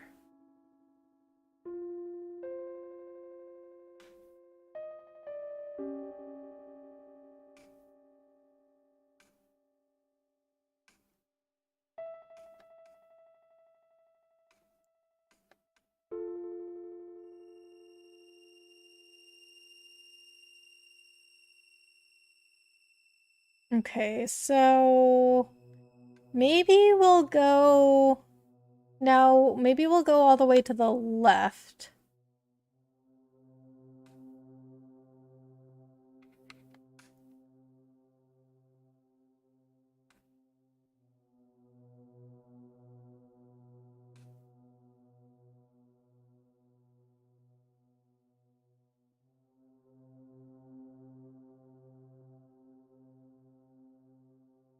Okay, so this was where I was at the beginning. And when I went to the side passage, that was to the study. Did I go down the stairs? Try going down the stairs. Okay, yeah, I did go down the stairs. So that was to the atrium. And then what was to the right? Let's go to the right. Suddenly the darkness felt opaque. Okay, this is new. Something like a thick haze floated in the air in front of us. and then it took form like someone blowing smoke into a person-shaped bottle. That's a very good description. It was robed in a ragged shroud, and its sunken eyes glinted menacingly. It was the burning hatred that lingers even after death given form, a being driven by hatred for all living things. A ghost, bugger, that's us out. Kid bit her lip. There wasn't anything she or I could do to deal with an enemy that had no physical body. A voice boomed out behind me. Magil had begun casting a spell. I jumped behind Magil. I knew it was useless, but I drew my knife. I spotted an opening and tried to slip past the ghost. Ugh. Okay, I ran out of time for that one, but I was going to choose jump behind Magil. The ghost took advantage of my bewilderment to draw nearer, or rather its body, could you call it a body, expanded, consuming me entirely. The core of the ghost, where its face seemed to be, had more substance than the rest of it, and I didn't just slip through it like I thought I would. I oozed through it like I was stuck in some kind of goo. Ye gods, it was disgusting, more disgusting than anything I'd ever known, and it was impossibly cold. It felt like it was draining all the heat right out of my blood, like it was draining my life force itself, in fact. Okay, so you know what I just thought of? How do I save in this game? Okay, I'm pressing start, and that's not doing anything. Select? No? Okay, am I supposed to finish this in one sitting? I struggled to break free, but I could find no purchase in the gooey ectoplasm. The piercing chill became all the more bitter, so much so I didn't even know what cold meant anymore. I could vaguely make out Kid and Magil through the ghost's body. What were they doing? Things were looking pretty bad for me. Surge, when I say Kid, what are the first words that come to mind? Asked Magil. I suddenly snapped out of the haze. The bane of my existence, I answered immediately. What? Left from the town square, I answered. Okay. They need to give me more time. So cold. I could feel the life draining out of me with an almost audible sigh. My consciousness had become more and more hazy. I wonder how things are back home. Surge, what would a washerwoman wish for? Miguel had come out with another strange question. What? Washing? Not again. Does Kid really need 14 bras? You bloody, I'll thank you not to go counting me undies, you filthy perv. Oh, I thought that was just a random number. She really has 14 bras.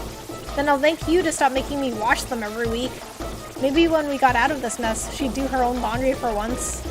I mean, she really should be doing her own laundry. Okay, so... once again... Okay, I guess those were not the correct answers? Bane of my existence. Smash! Kid's foot crashed through the ghost without a hint of ectoplasmic resistance, hitting me squarely in the back of the head. Don't make this harder than it needs to be, Surge. Well, someone was still themselves, at least. I could feel the life draining out of me with an almost audible sigh. Okay, so once again. So I think I need to get Kid mad enough to, like, knock me out of the ghost. So we'll choose the answers that have to do with Kid.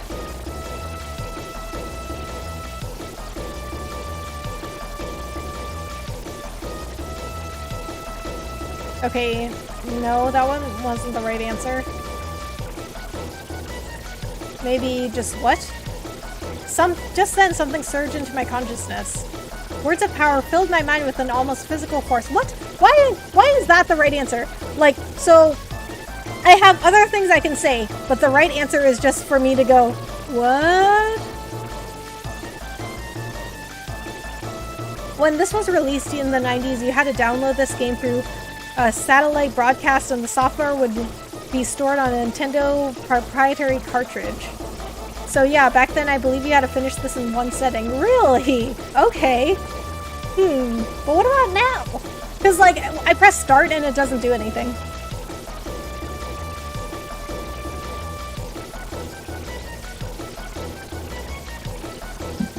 And then there's no like stopping point.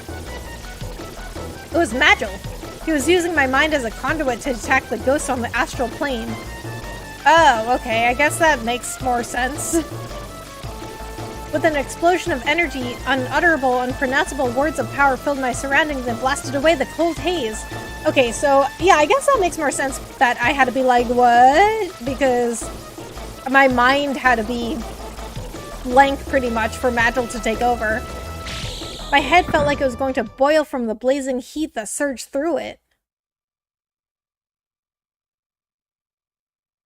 Surge! Oi, Surge, you still with us, mate? Someone was slapping me around the face. Someone who seemed to be enjoying it immensely. Kid!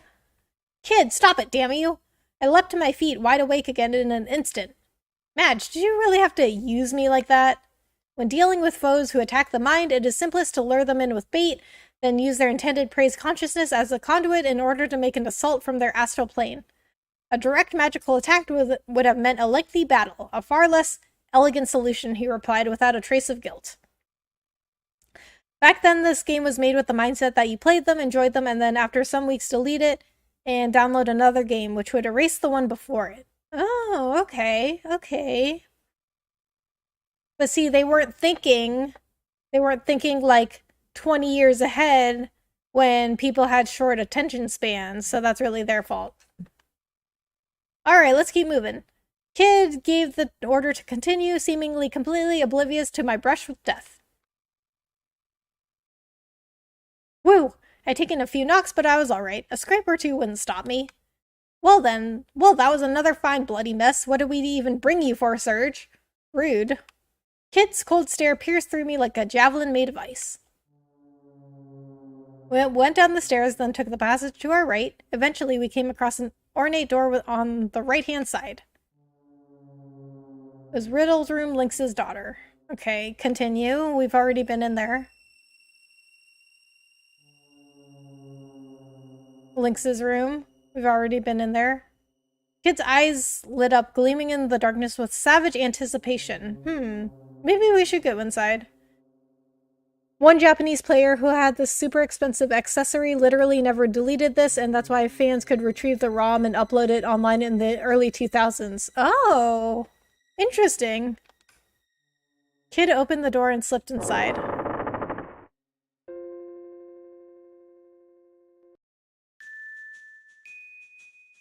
I knew he wouldn't be here. We started looking for any signs of the key to the vault. Maybe she can help, said Kid, thrusting her chin toward the mirror. I gently pulled the soft cloth from the mirror and stared into the glass. Okay, so yeah, so now something different is happening here.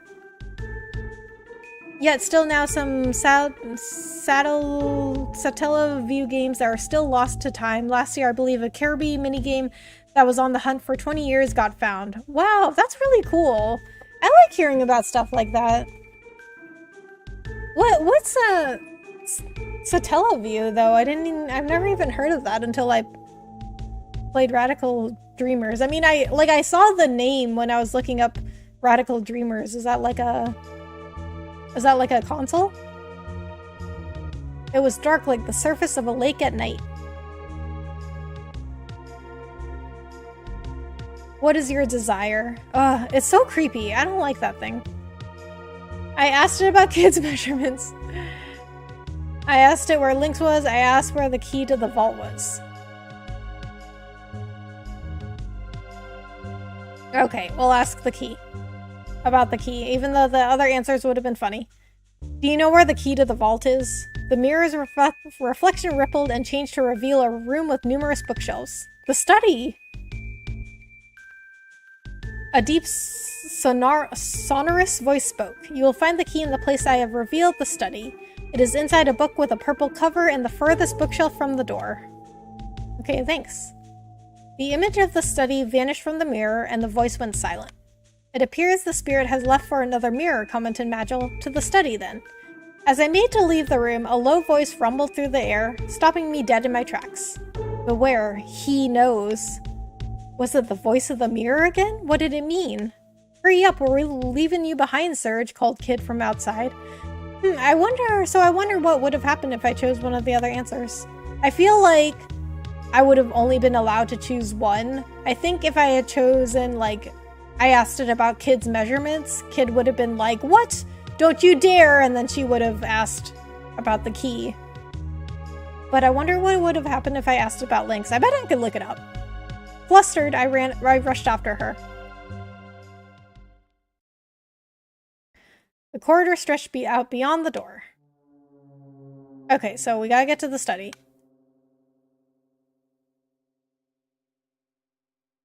Okay, let me see if I can go into Riddle's room again.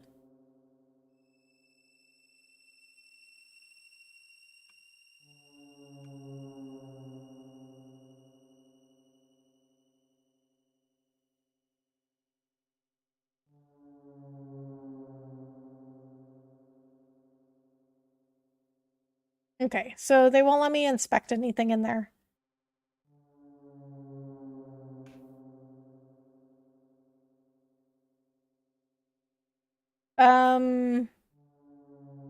Okay, let me go back to the towards Lynx's room. Is there anything past here? No. So I have to go back. So I have to go back to the intersection by the terrace.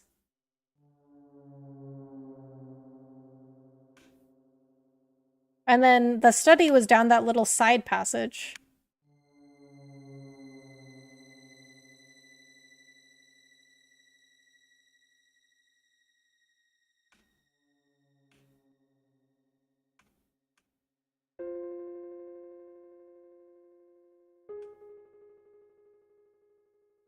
Towards the study. There we go. Side passage towards the study. Okay, inside. I have a feeling I'm close to the end of this. Right, let's find this key. Light on her feet as always, Kid moved to the center of the room. Where'd the mirror say it was again, Serge? She was asking me? How was I supposed to remember? Oof. My god. There's still a fly coming around here. Okay. Wow, this is a lot of answers. The book with a blue cover in the near bookcase. The book with a red cover in the near bookcase. The book with a purple cover in the near bookcase. The book with a green cover in the near bookcase. The book with the blue cover in the far bookcase. The book with the red cover in the far bookcase. The book with the purple cover in the far bookcase. The book with a green cover in the far bookcase. The book with a white cover in the far bookcase. Okay, so I think it was the book with the purple cover in the far bookcase. I think it was supposed to be one with a purple cover and one in the furthest bookcase. Alright, let's see. Seeming to take my word for it, Kid made for the case in the question. Right, this is the one. Purple cover, purple cover. Aha! This has gotta be it! Kid pulled out a book from the bottom shelf. Magil and I watched as she opened it. The pages were hollowed out, and inside was an old key decorated with strange symbols. Nailed it! Nice one, Serge! Kid snatched the key from inside of the book. Right, time to finally get a look at this treasure. Having got what we came for, we left the study.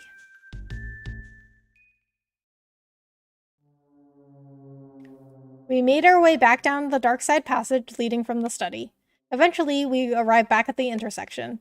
Some stairs led downward, and the corridor branched left and right, with the right branch leading back towards the terrace. Okay, well, we have to...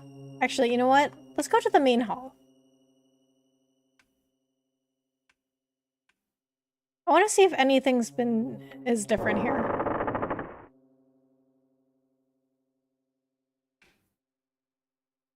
Looks like the coast is clear. We stepped into the main hall. Okay. This is the same thing. What? Oh, wait a minute. Something different is happening. I was busy staring at a painting depicting an intimidating old man when his eyes suddenly widened and he stuck his tongue out at me. Oh, wait a minute. You know what? Serge made a joke about this last time, and that might be the same thing. No, I was just seeing things again. Yeah. Oh, he's just messing with us. It just looked that way because of how the flickering light of the candles was reflecting off the glossy oil paints. I mean, that could totally happen, right? Definitely. Okay, maybe. Okay, so there's nothing in the main hall ever. So I think I've explored everything I could. I might have to play this again.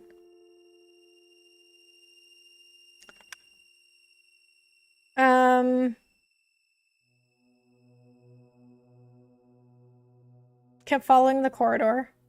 Suddenly, Kid stopped in her tracks. Something's there. I quickly looked around to see what it was. There was nothing behind us or in front of us. What could it be? And then, just as I was trying to figure it out, the wall began moving.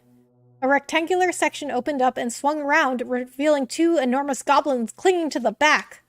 It was like something from one of those stories about assassins sneaking around in old castles. So we got another fight.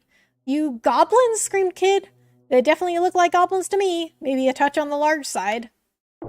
There were 4 in total, 2 in front of us and 2 that had appeared behind us, cutting off our path of escape.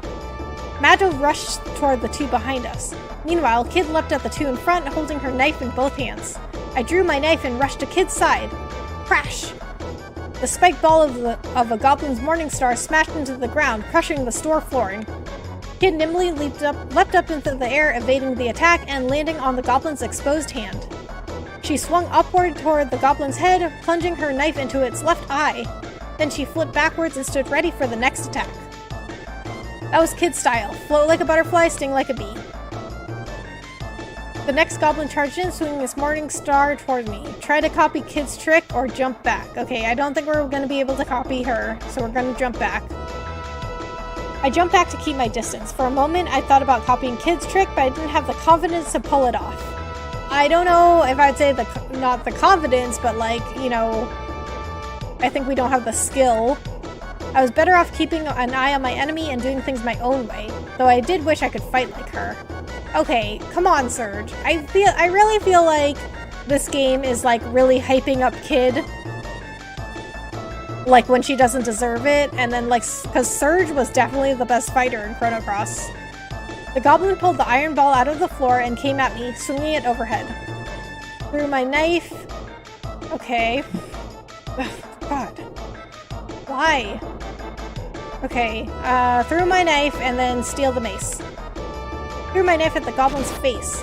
There was a squelch as it sank into the creature's right eye. I took the opportunity to slip by, grabbing its mace as I passed it. I mean, that was a good throw though if it got into his eye.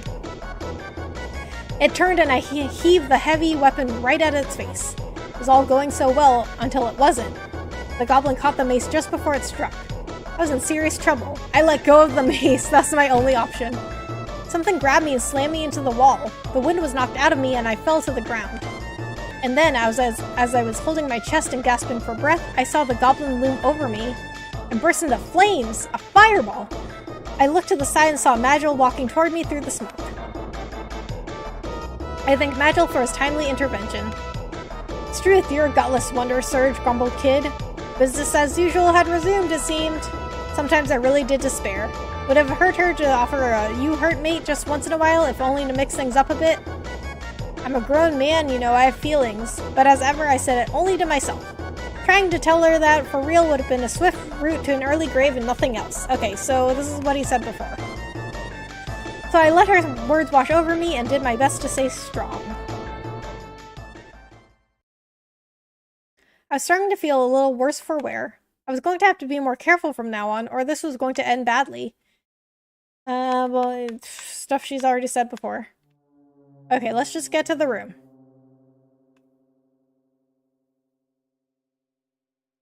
Clock tower? No.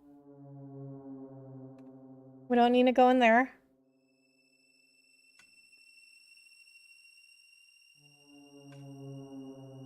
Okay, here's the door we were looking for. This should do it. Kid slipped the key we'd found into the lock. Lines of magical light flashed across the surface of the door and vanished as various magical barriers were dispelled. So a key did all that?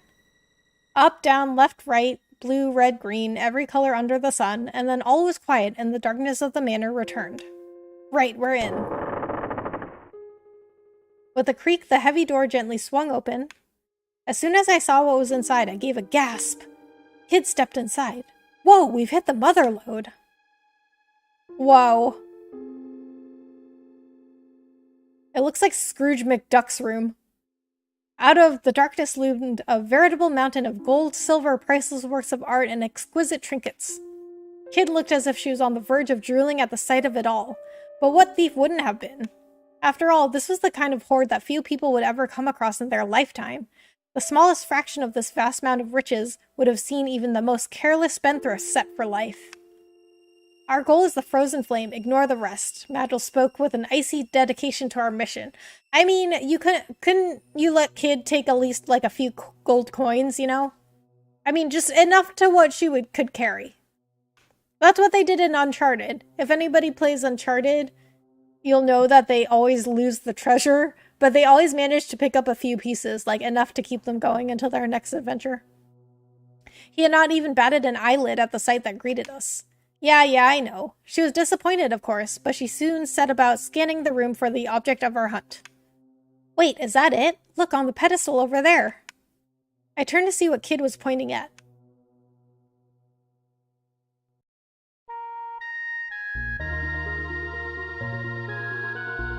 There it was, a small yet perfectly formed jewel that gave off a pale red light, a jewel that looked like a flickering fire suspended in time. I guess that is it, but it doesn't look anything like the one from Chrono Cross. The frozen flame. Silently, Magil walked toward the pedestal. I called out, "Hurry, you don't have much time." Wait, we have to be careful. You're right, this is Lynx we're dealing with after all. It may very well be trapped. We should be on our guard. Right, we need to be quick about it.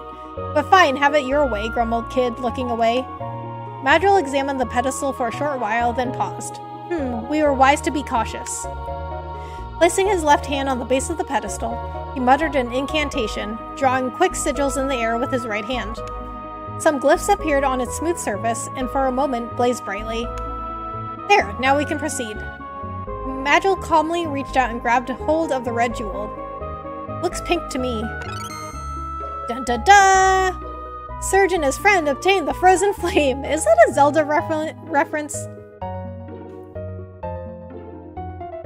Or I guess just a general, like, triumph music thing in games when you get something. Like, da da da da! Phew, we managed to get what we came for without anything horrible happening to us. What? Lots of horrible things happened to us! I breathed a sigh of relief and turned again to Magil. He was staring silently at the jewel in his hands. Magil, we did it! Let's get out of... Before I could finish, the frozen flame crumbled to dust! This flame was a fake. Oh, that's why it doesn't look like the one in the game. Lynx must be keeping the real one somewhere safe. What? Suddenly, a siren rang out. The room was flooded with light and metal bars slammed down in front of the door. I turned with a gasp to see Kid frozen, an ornate crown in her hands, and a wide-eyed look of awkward shock on her face. Da-da-da! Kid and friends obtained a golden crown, too. You're kidding me, right? You had to go and you complete bonehead? I let rip with a stream of choice insults, in my head, that is. You know what this reminds me of? Aladdin and the Cave of Wonders. And they tell Aladdin not to touch anything. But then Abu the monkey, he like picks something up. And so then the cave like starts melting. Or caving in, or whatever. The metallic parrots in the four corners of the room suddenly came to life, flapping their wings and screeching. Rock the thieves! Thieves! We're in trouble. These things are going nowhere, said Magil, inspecting the bars covering the door. What? Dude, you can create fireballs. Throw fireballs at them and melt them. Although, to look at him, you wouldn't have thought there was anything wrong. Which way? Which way? The parrots, to the vault, the vault! We heard voices in the distance. The manor guards were coming. Kid dived behind a pile of gold coins. Find somewhere to hide. In a panic, I looked around the room. There was a large chest sitting wide open next to a pillar. I rushed to empty it out, then plunged head first and closed the lid. So it didn't even give me a choice of where to hide. Captain, there's no sign of anyone in there, no sign. Strange, peculiar. No one has ever escaped before. None have ever fled the mousetrap's clutches, none. I gently pushed up the lid of the chest and peeked through the gap. There were 5 goblins wearing suits of armor, unlocking the gate and about to make their way inside. One of the goblins looked around the room, jerking his neck as he peered into the shadows. Captain, what if it actually was a mouse this time? Chef was grumbling about mouses the other day, Captain. Mouses? You mean mice? A mouse? A rodent? A rat? Would a teeny tiny thing like that really have sprung the trap? Replied a stocky, plump-looking goblin who must have been the captain. He didn't seem convinced. That was when I heard a strange but oddly familiar sound from a corner of the room. Squeak! Squeak! It was coming from where Kid was hiding. Oh, okay, that's pretty smart, actually.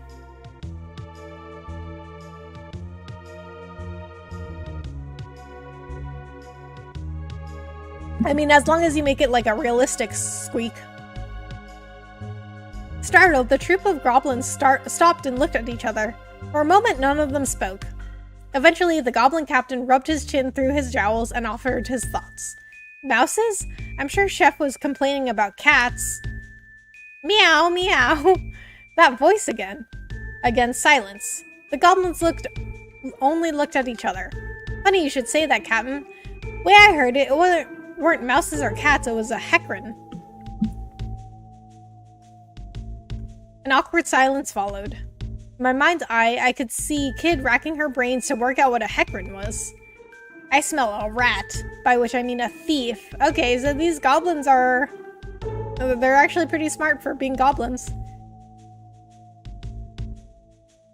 Following the captain's lead, the guards reached for their weapons, and then... Heck! Heck heck! Hecka heck heck! Hecka heck heck! Ran hecka ran! Listen, it really is a hecarim by heck. That proves it. The goblin guards grinned and nodded to each other. Cheeky little devil, surprised me there. Let's get out of here, boys. The goblins filed out of the vault. Wow, that really worked. I breathed a sigh of relief. And then they came charging back in with a mighty roar. Okay, that didn't work. Ow! There's no such thing as hecarims.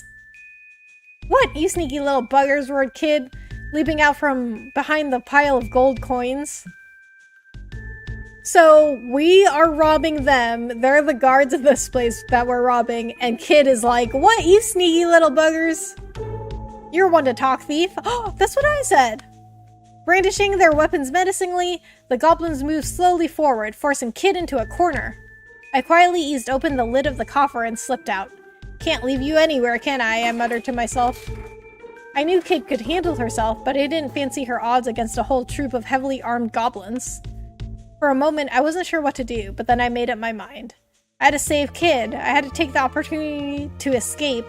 What? You can't just leave her there. I mean, I know she's been rude the whole time, but she's our friend. Right, I had to save Kid. There's no way I was going to abandon a friend in need. That's what I said. Even if it meant facing off against a group of 5 goblin guards, I'd find a way to come out on top. I hoped. I drew the knife from my belt and leapt into the middle of the room. Haste not for brainses! Over here! The goblins all turned to look at me at the same time. 10 beady, cruel little eyes all staring daggers at me. Fool, in a hurry to die, are we? I gulped and wondered if making a run for it might have been a better plan of action after all. Ah, humans are so stupid!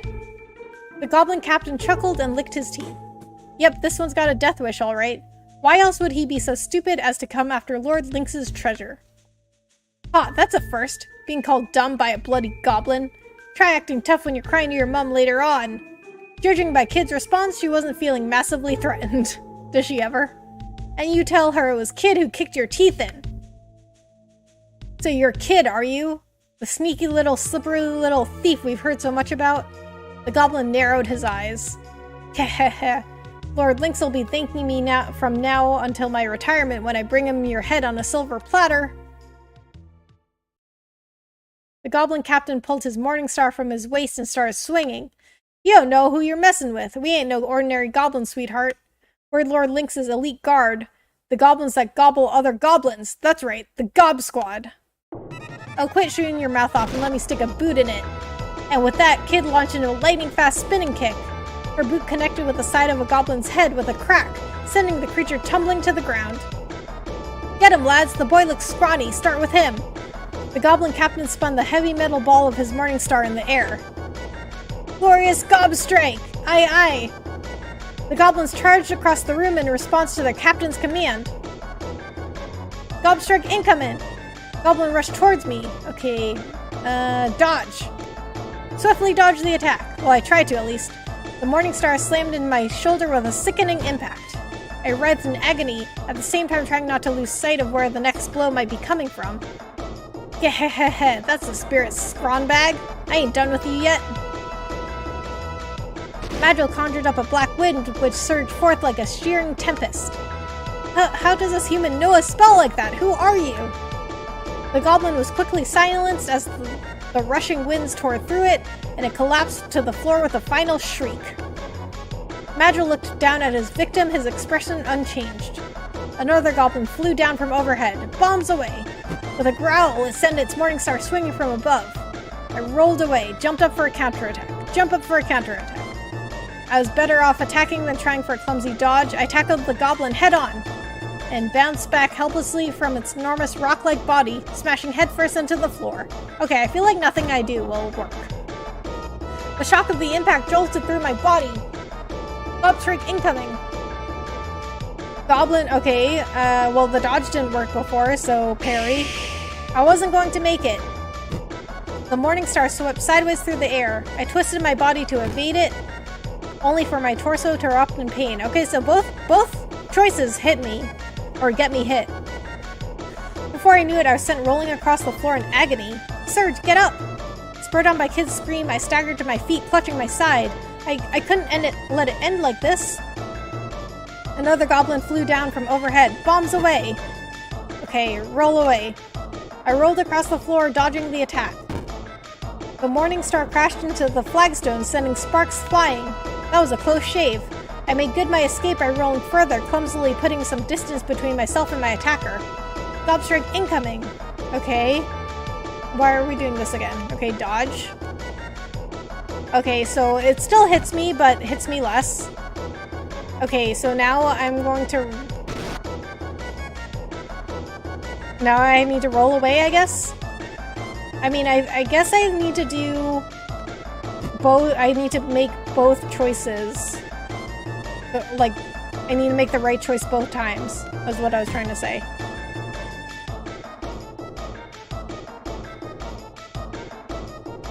Okay, wait, why are we going through this again? Okay, wait, so this time I dodged it, though. I swiftly dodged the attack. The Morningstar brushed past my cheek. I don't know how, but I managed to escape unscathed. Okay, so maybe it's not like I have to make the right choice, but like once I make a choice, there's like a percentage, maybe like 50-50. I don't know if it works or not. I lost my balance though and fell clumsily to the floor. Kid lashed out with a lightning fast kick. There's more where that came from. Please have mercy. The stricken goblin had collapsed to the floor, its eyes wide with fear. This isn't a game, Surge. Watch yourself, will ya? Another goblin flew down from overhead. Bombs away. Okay, roll away. Okay, so yeah, this time something different happened. So I think it's just whatever choice I make, there's some percentage of what will happen next. Like, there's different things that will happen. Okay, so that one hit me. I wasn't fast enough, and the iron ball crashed straight into my back. I let out a howl as the force of the impact juddered through my body. I was finished. A red haze drifted down to fill my eyes. Kid's screams grew more and more distant as my consciousness plummeted into a bottomless darkness.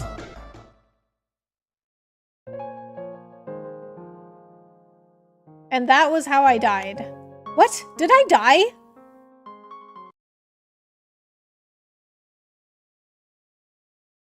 Really? Do I have to start this over? Are you serious?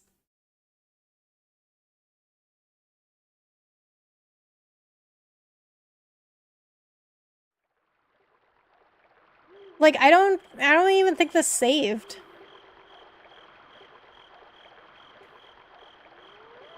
Yeah, I have to start this over. Because there's no saving, apparently. Okay, you know what? I'm not gonna do this now. Ah, I was, like, so close to the end. I'm going to have to look up, like, how to save. Because I don't, like, it gave me no way to save. What just happened? I died is what happened. Start over? I think so, because I don't think there's, I can look it up, but I don't think there's a way to save. Like, it gave me no choice in saving. Okay, but I mean, I know what to do now. So, let me just look it up really quick. Ugh, there's a fly around here.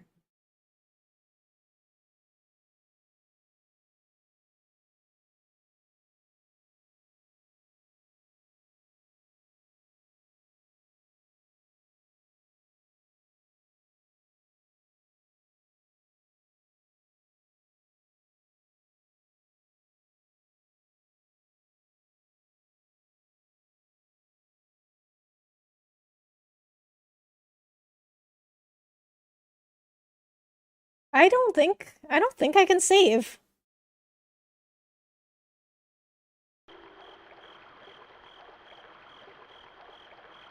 There is a way to save. I don't know how they did it, really. But it didn't even tell me anything. It didn't say, like, okay, this is how you save. Might have to look it up, yeah. Like, Radical Dreamers is cool in some aspects, but this game blows just because of the game over thingy. I agree, because, like, there's nothing you can do. It doesn't seem like there's anything you can do. Like, you make a choice and you just, like, hope that it works. Because, like, there's no strategy for me to have other than just, like, making a choice and hoping the game, like, has it work out.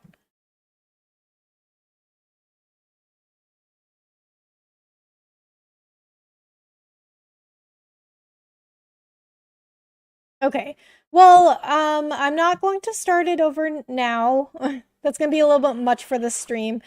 But I'm going to look up how to save after I go offline, because if there isn't a way, I mean, I'll have to start over anyway, because there was no way for me to save, or the game didn't tell me if there was a way.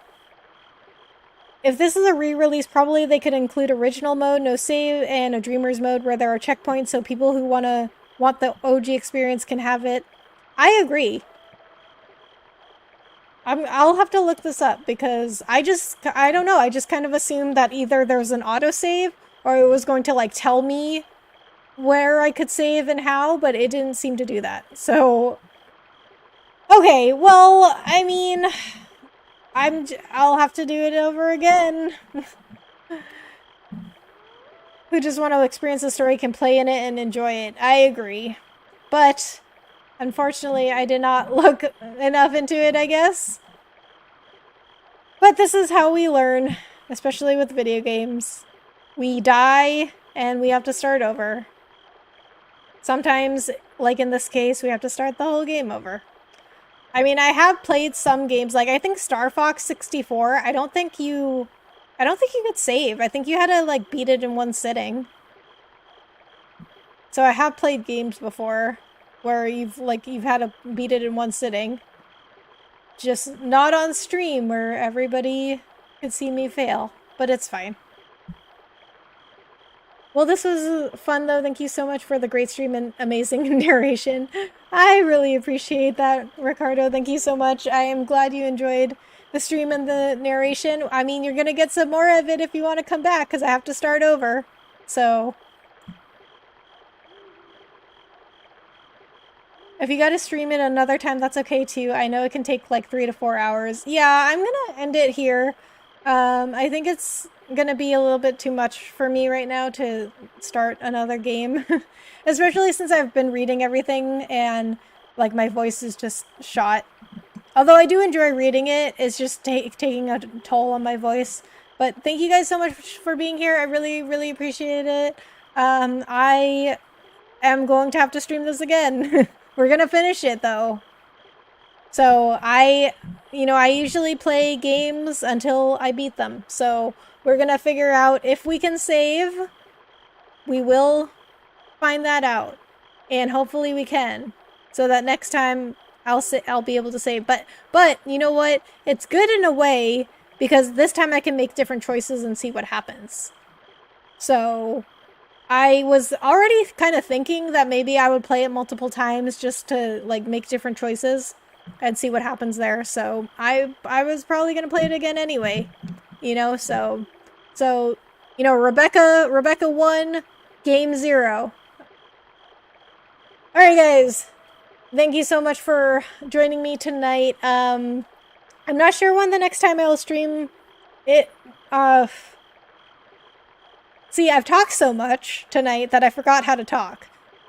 I'm not sure when the next time I'll be streaming is. It might be tomorrow. Because, like, I thought that I would have some more work stuff to do this week. But work decided to give me a break.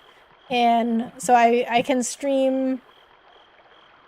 I think I can stream tomorrow night or Thursday or this weekend. But I'll tweet it out, and, you know, I don't really have a regular schedule, but, you know, if you guys are just happen to be around YouTube at night, I don't have a regular schedule. Okay, let me modify that a little. I don't have a regular schedule, but it is always around like 8 p.m. Central Time. It's always going to be at night because I work full time and I always like have stuff to do in the daytime, unless it's like some very special stream, you know. So if you guys are around on YouTube, you just happen to see me on, you can come join me. Have a good night. You have a good night too, Erin. It was really nice to meet you. Thank you so much for hanging out. Good night. Take care, Rebecca. Thank you so much, OP. Good night. You take care as well. OP, I don't know when you got here, but if you missed most of this, I have to restart because I guess there's no save. So I will let you guys know. I mean, if you follow me on Twitter, I'll tweet out when I'm streaming next. Otherwise, you know, like, you know, it's streaming. If you're just around on your computer or your phone and you see me on, feel free to join me. I am also going to be, I want to do a plug. I can actually do a plug now. So I am going to be on my friend's podcast, Iceman Prime. He was in here earlier. I'm sure he's gone by now because it's really late. We're both in Central Time. And I usually stay up like really, really late. But he doesn't. So he's probably already gone. But he runs a podcast, and I'm going to be on his podcast talking about YouTube streaming. So I feel like every stream I have, I end up talking about like streaming on YouTube versus streaming on Twitch. So if you want to see me talk about more about like streaming on YouTube and why I went to YouTube and all that stuff I was talking about earlier, you can come see me and Iceman talking about it on June 18th. That's a Saturday, 3 p.m. Central Time. It will be on Iceman's channel. So I will put the link in chat in case you guys want to see it. He will be streaming it on his channel.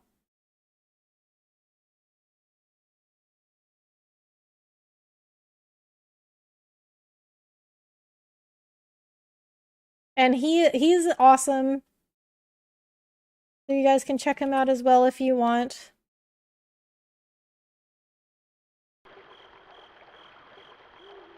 Can't wait. I'll be on the lookout. Nice to meet you too. I appreciate that, Erin. Have a good night, Rebecca. Hope to see your next stream. I appreciate that, Ricardo. Thank you so much for coming in. Guys, have a good night. And I will see you in the next video or stream. Bye.